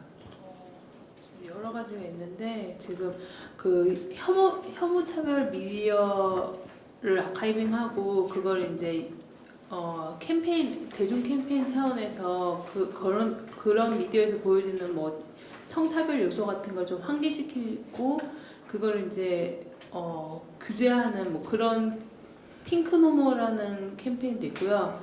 그다음에 이제 맥도날드 아웃이라고 해서 그 맥도날드 햄버거 패티에서 용혈성 대장균이 검출됐는데도 그것을 이제 기업 차원에서 계속 무마하려고 해서 지금 그거에 대한 막대한 피해를 입은 아동을 있어요. 그래가지고 그 맥도날드 불매 운동을 벌이고 있고 또 지금 스쿨미트 아까도 얘기 나왔던 그 스쿨미트 진상조사 규명 계속 교육부 요구하고 있고요. 그 어린이집의 급감식비가 10년째 1,745원으로 동결돼 있어요. 그래서 지금 아이들이 하루에 그 급식이랑 간식 두 개를 포함해서 최저 기준이 1,740원이고 각 지자체별로 거기에 지원금이 붙긴 하는데 뭐 300원, 400원 해서 합해도 하루에 2,000원 정도로 밥을 먹고 있거든요. 그래서 그거 인상 촉구 운동도 하고 있습니다. 거기서 이제 조만간 엄청난 큰 이슈가 터질 거예요. 이 사안에서 좀 기절할 만한. 원래 그 토론에 오기 전에는 막 뭘 정치를 낚여만 이걸 좀 바꾸면 좋겠고 저걸 좀 바꾸면 좋겠고 이런 생각을 하고 왔는데요. 와가지고 오히려 제가 많이 배웠고요. 그래서 두 가지 제안을 드려보고 싶은데 하나는 자람이 이런 급감식비 문제나 아니면 교통법 개선 문제 캠페인을 같이 할 수 있으면 좋겠다. 이거는 마을이 충분히 고민할 수 있는 영역이라고 생각이 되고요. 그리고 또 하나 제안드리고 싶은 게 저는 방금 그 말씀이 굉장히 와닿았는데 아이가 있는 마을 활동이라는 부분입니다. 그러니까 이 마을 활동을 하면 뭐 마을에서 지금 요즘 뭐 자치구 단위별로 또는 동 단위별로 무슨 주민자치회를 하기도 하고요, 마을 축제를 하기도 하고 여러 가지 마을 단위 행사들도 있고 마을 단위 기구도 꾸리는데 제가 듣고 보니까 정말 옳은 지적이신 게 엄마는 가끔 호명이 돼요. 그래도 근데 애들은 거의 호명이 안 됩니다. 그러니까 애들은 왜 엄마가 회의 참여하기 위해서 오시면은 돌봄을 해드립니다 라든지 아니면 뭐 청소년들에 대해서 얘기를 하는 게 기껏 파트너십이 니네들 오면은 점수 거기에 도장 찍어준다. 그러니까 이 마을 활동에 아이들의 컨셉이 없었구나 그런 생각을 해보면서 그러니까 그건 뭐 아이는 영아도 될 거고 유아도 될 거고 그 다음에 청소년도 되겠죠. 그러니까 아이가 있는 마을에 대한 컨셉을 여기 정치하는 엄마들이랑 자람이랑 해서 2차 후속으로 다시 한번 논의를 좀 더 해보면 어떨까 그런 생각을 좀 제안을 드리고요. 예, 저한테 주어진 시간은 마무리하도록 하겠습니다. 예, 이상입니다. 그래서 할 수 있는 것들을 해 나가면서 점점 키워가면서 해야지. 결국은 그런데 국회에 들어가서도 몇몇 사람의 의견은 그냥 어디 소용돌이로 사라지고 아무리 어떤 발의를 해도 안 합니다. 지네 필요한 것들이 서로 짝짝꿍 맞아야 되어지지 안 되잖아요. 우리가 현실에서 이렇게 좀 뭔가 이 사회가 굉장히 근본적으로 달라지지 않으면 그런 것들이 우리가 요구하는 것들이 빨리빨리 달라지진 않을 것 같고요. 어떤 새로운 법들을 고칠 수 있는 이런 자리에 있는 사람들은 조금 사소한 것들은 여기 어떤 지자체라든가 그 국회 외부에서 좀 고쳐질 수 있는 이런 법들이 좀 만들어져야 된다고 생각이 들어요. 좀 여기 많이 정치에 관심 있으신 분들이 있으신 것 같으니까 뭐 다음 단계로 올라가시고 이러실 분들 있으실 것 같으니까 그런 것들을 좀 더 연구를 해줬으면 좋겠다. 왜냐면 여기 많이 의원님들이 계시는데 제가 어떤 의원님들인지는 모릅니다. 시의원님들이신지 구의원님들이신지 그러니까 아까 그 어디 놀이공원이라고 했네요. 그 차가 미끄러져 갖고 사고로 아이가 죽었잖아요. 그런 것들은 쉽게 바꿀 수 있는 건데 우리가 그걸 국회까지 갖고 가서 하기에는 너무 많은 오랜 시간이 걸리고 걔네들 그런 거 작은 거 신경도 안 쓸 것 같아요. 너무 큰 거 갖고 서로 말싸움하느라고 온 시간을 다 보내는 사람들이에요. 제가 보기엔 도대체 가치가 없는 인간들이 모여 있는 것 같아요. 그래서 걔네들한테 우리가 희망을 둘 수는 없다고 생각이 들어요. 정말. 어쩌면 아이를 키우고 정말 아이를 키우는데 그 사람들한테 정치에 맡길 수가 없어서 나는 나는 내 주체적으로 키운다 하는 식으로 키웠던 것 같아요. 학교 자체가 마음에 안 들어서 보내기 싫었는데 어쩔 수 없다. 그렇지만 내 주관대로 키워야 되겠다. 뭐 이런 식으로 키워왔던 것 같아요. 그러다 보니까 오히려 더 잘 자란 것 같아요. 그럴 때 우리가 거기까지 정치까지 그렇게 이런 것을 표방하면서 어쨌든 정치가 굉장히 중요한데 정치는 우리 숨을 쉬는 것과 마찬가지잖아요. 그런데 그런 데까지 거기까지 가기에는 너무 많은 시간들이 필요하고 하니까 좀 더 빨리빨리 어떤 정치들이 이루어질 수 있는 이런 구조들을 만들 수 있도록 이러한 머리를 우리가 의견을 모으는 게 어떨까 이래 싶습니다.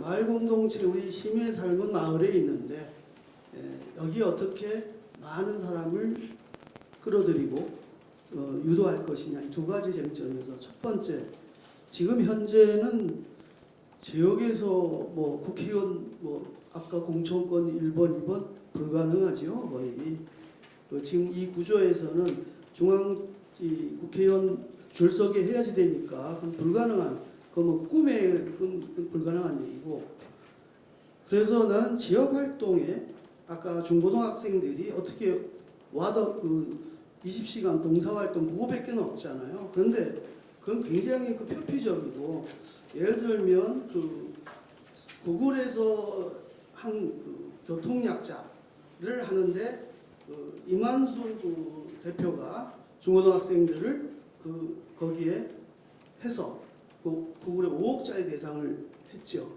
그러면 단순한 이런 봉사가 아닌 컨텐츠 자체가 아이들한테는 굉장히 유용했고 그런 것은 그런 요인은 굉장히 많습니다. 아까 지역의 주민자치위원, 주민자치위원은 형식적인 법이 아직 미비되어 있죠. 그러나 조금 더 연구하면 굉장히 유발할 수 있는 게 굉장히 많습니다.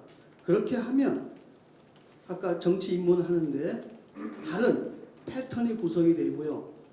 그 구체적인 수단으로서 지금 전자민주주의 우리 이제 초기인데 전자민주주의는 지금 정치 기능만 얘기하는데 결국 정치는 행정을 집권을 해서 행정을 바꾸는 일이죠. 그런데 김대중 대통령 때 세계 최초로 행정 ERP를 깔은 나라예요. 그 인프라는 잘 돼 있어요. 예를 들어서 서울시가 중앙정부도 안 하는 공공정보, 결제정보, 회계정보 다 깔았어요. 이건 전자민주주의의 이런 엄청난 일인데 지금 586 우리 민주주의 운동권 세대들은 컴맹 세대라서 그 놀라운 전자민주주의를 할 줄 몰라요. 그러면 1년에 4만여 행정행위를 합니다. 그런데 그 행정행위는 지금 서울시 포탈에 들어가서 볼 수 있어요. 그런데 지금 여기 시민단체들 오늘 무슨 거 결제하셨는지 아십니까? 모르시죠? 일반 시민들 일일이 들어갈 수 없어요. 시민단체는 각 의제별 교육, 복지, 뭐 어린이집 이런 전문 시민단체들은 그거 행정이할을 딱 받아서 그걸 동시에 푸시형으로 자기 네트워크나 이해관계자들한테 스마트폰을 쏴주는 요게 전자민주의 첫걸음입니다. 중요한 얘기예요. 지금 저는 말만 하는 사람이 아니고 그런 작업을 실제로 하고 있고요.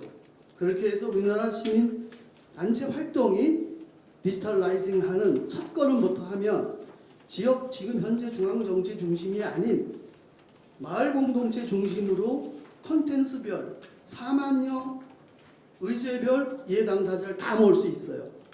그러면 대리인 정치들이 필요 없습니다.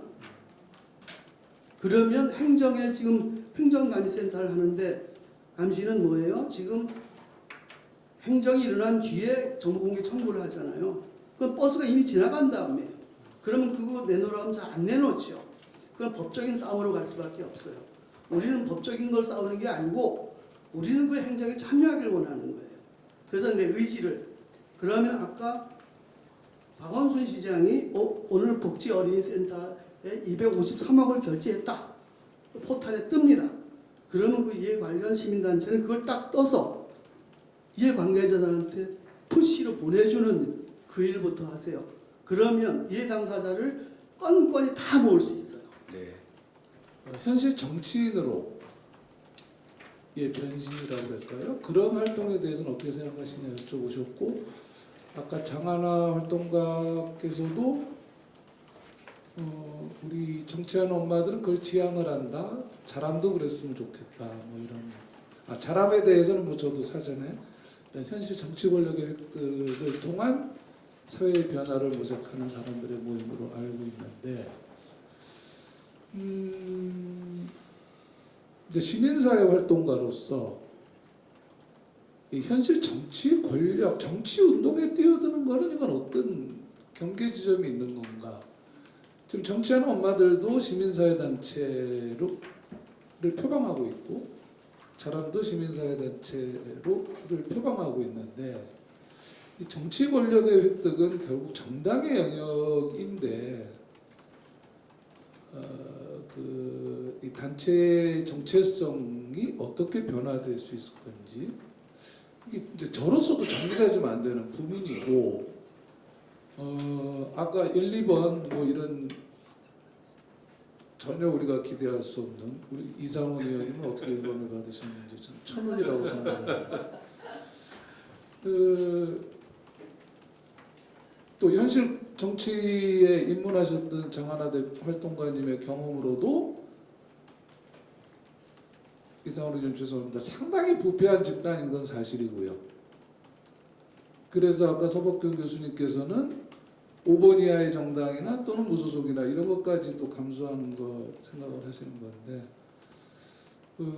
이 시민사회 운동으로 사회를 변화시키는 것과 정치의 영역으로 사회를 변화시키는 것에 대한 생각들을 어떻게 갖고 계신 건지 하나 더 나가면 정치를 통해서 변화시키려면 결국 기득권 세력을 이용할 수밖에 없는데 거기에 동의해서 이용하는 건지 아니면 그 판을 새로 짜는 정치개혁 운동을 시민운동으로 해야 되는 건지 이런 거에 대해서 자람과 정치하는 엄마들의 입장이 좀 궁금합니다. 이상입니다. 다 느끼는 바인데 어떨까요? 지금 시간이 마무리를 해야 될 시간이기도 하고 어쩌면 이 주제에 조금 핵심적인 질문을 던지신 것 같기도 해요. 그래서 여기에 대한 답이 있을지는 모르겠으나 여기에 대한 약간의 두 분의 의견을 듣는 방식으로 마무리 발언으로 가름을 하면 어떨까 싶습니다. 예. 근데 오늘은 이제 정치하는 엄마들의 경험을 듣는 것만으로도 사실 소중한 시간이었고요. 근데 저는 사실 이런 고민을 우리가 해야 되는 상황 자체가 굉장히 속이 상합니다. 그거는 대한민국이 적어도 정치 결사의 권한에 관한 한, 정치 활동의 권리에 관한 한 민주주의 국가가 아니기 때문에 우리가 이런 고민을 하는 겁니다. 시민단체 활동을 하다가 마치 정치하는 엄마들이 사립 유치 문제가 있다. 1번당 국회의원 찾아가고 2번당 국회의원 찾아갔는데 아무도 내 걸 안 받아줬다. 그러면 그 다음 단계는 굉장히 자연스럽게 우리 하나 만들자. 그렇게 됩니다. 그리고 우리 하나 만드는데 우리나라처럼 중앙당은 수도에 있어야 되고 시도당 5개가 있어야 되고 시도당별로 1000명이 있어야 되고 이런 말도 안 되는 조건으로 정치 열사를 가로막는 민주주의 국가가 없습니다. 기본적으로. 모든 나라에서 우리가 우리나라는 시민단체가 있고 정치단체가 있고 정당이 있잖아요. 그냥 다른 나라에서는 공익적 시민단체가 있는 거고 정치적 시민단체가 있는데 그 정치적 시민단체 이름이 그냥 파티입니다. 그러니까 근데 우리나라에는 정당법상 중앙선관위의 도장을 받지 못한 단체는 정당을 표방할 수가 없어요. 근데 그 나라에서는 아무나 하고 싶으면 정당을 하거든요. 그러니까 그냥 50명짜리 정당도 있고 5,000명짜리 정당도 있고 5만 명짜리 정당도 있고 50만 명짜리 정당도 있는 거지. 이들은 단지 사이즈의 차이가 있고 활동 범위의 차이가 있고 의제의 차이가 있을 뿐이지 급이 달라가지고 너는 정당이 아닌 정치단체고 너는 정당이고 이렇게 구분하지는 않는다는 겁니다. 그러니까 이 우리나라의 굉장히 민주주의에 부합하지 않는 제도 때문에 우리가 이런 말도 안 되는 고민을 해야 되는 상황이라는 게 너무 화가 나고요. 그런데 이런 말도 안 되는 상황이지만 그럼에도 불구하고 아까 장하나 대표님, 장하나 활동가께서 제안을 하셨던 방법이 있습니다. 그거를 노회찬 대표님이 살았을 때 제안을 했던 건데요. 그 당시에 노회찬 그 정의당 전 대표께서는 가설정당이라고 그랬거든요. 그러니까 뭐냐면 5개 시도당에 1000명씩 맞춰주자는 겁니다. 선거 때. 1번, 2번 당에 가가지고 공천받기 위해서 최선을 다해보는데 그게 도저히 안 될 것 같으면은 선거 앞두고 한 1년 전에 지금 정치하는 엄마들 자랑 그 다음에 무슨 청년단체 부산에 무슨 단체 옥천에 무슨 단체 제가 살고 있는 마포에서도 당 만들려다가 실패했거든요. 그래가지고 마포당을 못 만들고 마포 파티를 하다가 그냥 접었어요. 그러니까 그런 말하자면 답답함이 있는 사람들은 전국에 많이 있거든요. 그 사람들이 선거 앞져가지고 말 그대로 가설인 거예요. 가짜로 설립해가지고 당 하나 표방하고 선거를 한번 해보면 어떠냐 이런 제안을 실제 하기도 했었어요. 그러니까 그런데 이제 그 이면에 놓여 있는 거는 저는 근본적으로 이런 우리나라의 정당법이나 선거법 자체가 바뀌어야 되는 문제다. 이게 우리의 상상력을 너무나 제약하고 있어서 우리는 항상 이 허들을 정말 민주주의에 맞지 않는 허들을 빠져나가기 위해서 온갖 꼼수를 써야 되는 이런 상황에 처해 있는 게 현실이다. 그러나 그럼에도 불구하고 현실에서 연대해 볼 수 있는 방법은 굉장히 많이 있을 것 같습니다. 있고. 예. 저런 법적인 제약도 있고요. 또 하나 저는 이건 원인은 잘 모르겠는데 시민사회에서 정치하는 거를 많이 터부시하세요. 하고 저 19대 때는 저도 비례였지만 김기식 의원님이나 남윤준 의원이나 이렇게 비례 그러니까 시민사회에서 이제 비례의원 가신 분들이 몇 분 계셨는데 되게 재밌는 경험인데 시민단체들이 저희 의원실에 더 많이 왔어요. 그러니까 그 의원들이 국회의원이 되니까 엄청 요단강 건너서 되게 서로 이렇게 뭐라 그러지? 멀어지더라고요. 이해를 아직도 못해요. 그러니까 저도 그 성격 왜 그럼 참여연대는 맨날 김기식 의원실 가서 이거 했냐 저거 했냐 막 해야지 지금 이렇게 안 하고 부탁할 때도 어려워. 뭔지 모르겠어요. 그게 어디서인지 모르겠는데 어쨌든 어디를 멀리 보냈다고 생각하는 것 같아요. 참여연대에서 민주당에 보낼 때는 자기가 잘나서 이렇게 알아서 가고 갔고 우리가 더 거기에 감나라배나라 할 수 없다고. 그러니까 저는 왜 그렇게 어렵게 갔으면 막 정말 싫어서 도망갈 정도로 울거먹지 왜 저렇게 했냐 싶었어요. 또 하나 저는 노동도 많이 했는데 노동도 노동 또는 그러니까 노동계도 그리고 진보 정당 내에도 정파가 좀 크잖아요. 그러니까 진보 정당 의원인데 정파 달라서 안 된 사람 다 또 여기를 다 온 거예요. 그러니까 완전 일복이 진짜 막 다 왔어요. 근데 어쨌든 저는 이게 왜 얘기냐면 지금 여기 지역에서 활동하는 분들이나 이제 시민운동 아까 풀뿌리 시민단체 아까 선생님도 계시던데 이런 분들이 정치를 저는 그냥 뭔가 딴 게 아니고 그냥 하던 일의 연장선으로 생각해 주시기를 너무 바라고요. 그게 아까 출마 이렇게 하니까 너무 멀고 피곤하잖아요. 그러면 그 뭐 잘하면서 막 억지를 출마하고 되겠어요. 그냥 너무 피곤하면 3년 뒤가 아니고 7년 뒤 하시면 되잖아요. 뭘 그걸 그렇게 피곤하게 하세요. 하지만 선거 정치 이런 것들은 우리 활동하고 뭐 다른 게 아니고 연장선에 있다고 봐주시면 제일 좋겠어요. 근데 비영리 민간단체 등록하다 보니 저희 아직 등록 안 됐거든요. 등록 업무를 보니까 뭐 특정 정당이나 정치인 지지를 하면 비영리 민간단체가 한국에 안 되는 그런 또 법이 있어요. 그러니까 아마 단체들이 그 비영리 민간단체에 대해서 기부금 영수증 비슷한 거 이렇게 줘야 되잖아요. 연말정산할 때. 그걸 할라치면 또 정치 중립을 강요를 받는 이상한 법이 있는 거예요. 그래서 저희 단체는 그걸 등록해야 돼 말아야 돼 싶은 거예요. 그걸 하면 저희는 정치하는 엄마들인데 정치적 중립을 해야 되는 너무 웃기죠. 해서 그 정치 관련해서 선생님 말씀대로 손금 교수님 말씀대로 뭐 정당법이면 정당법 뭐 청소년도 정당 가도 뭐 5만 다 안 되잖아요. 그러니까 그 좀 법적인 이런 것들 좀 풀어서 정치 족쇄를 풀어야 되고요. 그거 말고 이제 시민단체 계시는 분들도 뭐 우리 단체가 뭐 특정 정당 하나를 믿는 건 어려울 수 있지만 우리 단체 출신이 뭐 자기 개인적으로 뭐 민주당도 갈 수 있고 정의당도 뭐 여러 당에서 활동하는 건 돼야 돼요. 근데 그 환경연합도 상근 활동가는 정당 가입 안 된다는 식의 어떤 룰들이 근데 뭐 알아서 다 뭐 그걸 띄지 않으니까 다 가입은 하고 있는데 어쨌든 룰에는 시민단체 활동가들도 정당 가입 안 돼 이렇게 돼 있어요. 그러니까 얼마나 이상해요. 정치를 안 하면 그 아까 말했지만 선거 정치 가까이 여겨주시고 해야 되고 그거 있어요. 아 저희 단체가 딴 거는 모르겠는데 제가 기존에 뭐 저는 진보 정당 분들도 친한 분들도 많고 같이 있다고 뭐가 없어요 하고 근데 정치하는 엄마들은 뭐 이렇게 다 이렇게 티나진 않지만 문제 해결 능력 같은 걸 있잖아요. 그러니까 지역에서 우리는 바른 사회로 간다, 공동체가 살아있다, 뭐 진보란다 이런 말들보다 지역에서 문제를 하나 두 개 해결해 나가면 저는 그것만큼 좋은 선거운동 전략이 우리한테는 없는 것 같아요. 그죠? 그러니까 아까 뭐 저희 똑같아요. 다른 시민단체 하는 것처럼 정보공개 청구하고 문제 있으니까 문제 제기하고 하는데 그걸 각 지역에서 좀 하셔야 돼요. 근데 이제 지금 이 협치의 제일 큰 부작용이 그 WGO with 거버넌트 오거니제이션 아시죠? 해서 그 정치의 영역이 또 이제 지역의 권력을 감시해야 되는데 거기서 예산이든 뭐든 그러니까 꼭 돈 때문이라는 게 아니라 협업하다 보니까 우리는 또 그거에 대한 어떤 쓴소리랑 바른 소리랑 이런 거에서 약화되는 거예요. 그래서 저는 오히려 잘함의 경우에는 그것도 사실은 한번 이 정치 고민할 때 또 큰 하나 그거 같아요. 그러니까 바른 소리 하게 되면 이제 마을 사업 같은 데서 다 탈락되실 거 아니에요. 이거는 지자체 장선에서 컨트롤할 때도 있고 그 담당 국이나 이런 분들이 점수 앉아서 다 그거를 완전 길들이는 거예요.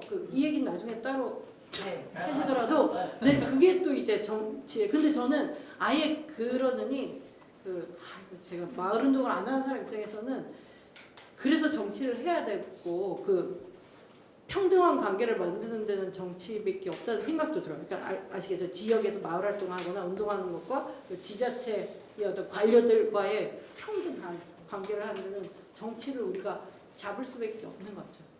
이상하죠? 마지막까지 앉아 계신 분은 제가 본 적이 없어요. 오늘 참 이렇게 희귀한 사태가 벌어졌는데 또 말씀을 좀 안 청할 수가 없네요. 예, 쭉 말씀을 들으면서 제가 서울시 의원으로서 그 서울형 주민자치회 이 부분이 좀 더 내실 있게 성장하기 위해서는 어떤 제도적 개선이나 노력이 필요한지에 대해 좀 더 구체적인 고민을 해야겠다라고 하는 이제 숙제를 주신 것 같고요. 두 번째 아까 뭐 행정 ERP 공개 이런 말씀하셨는데 서울시의 행정 정보가 좀 더 원활하게 자유롭게 시민들이 정보를 충분히 보고 활용할 수 있게끔 하려면 어떻게 해야 되는지도 좀 더 들여다봐서 시민들이 일상에서 정치 활동을 하는데 좀 더 열린 문턱이 낮은 서울시 또 서울시 의회가 되도록 열심히 더 노력하겠습니다. 오늘 좋은 말씀 고맙습니다.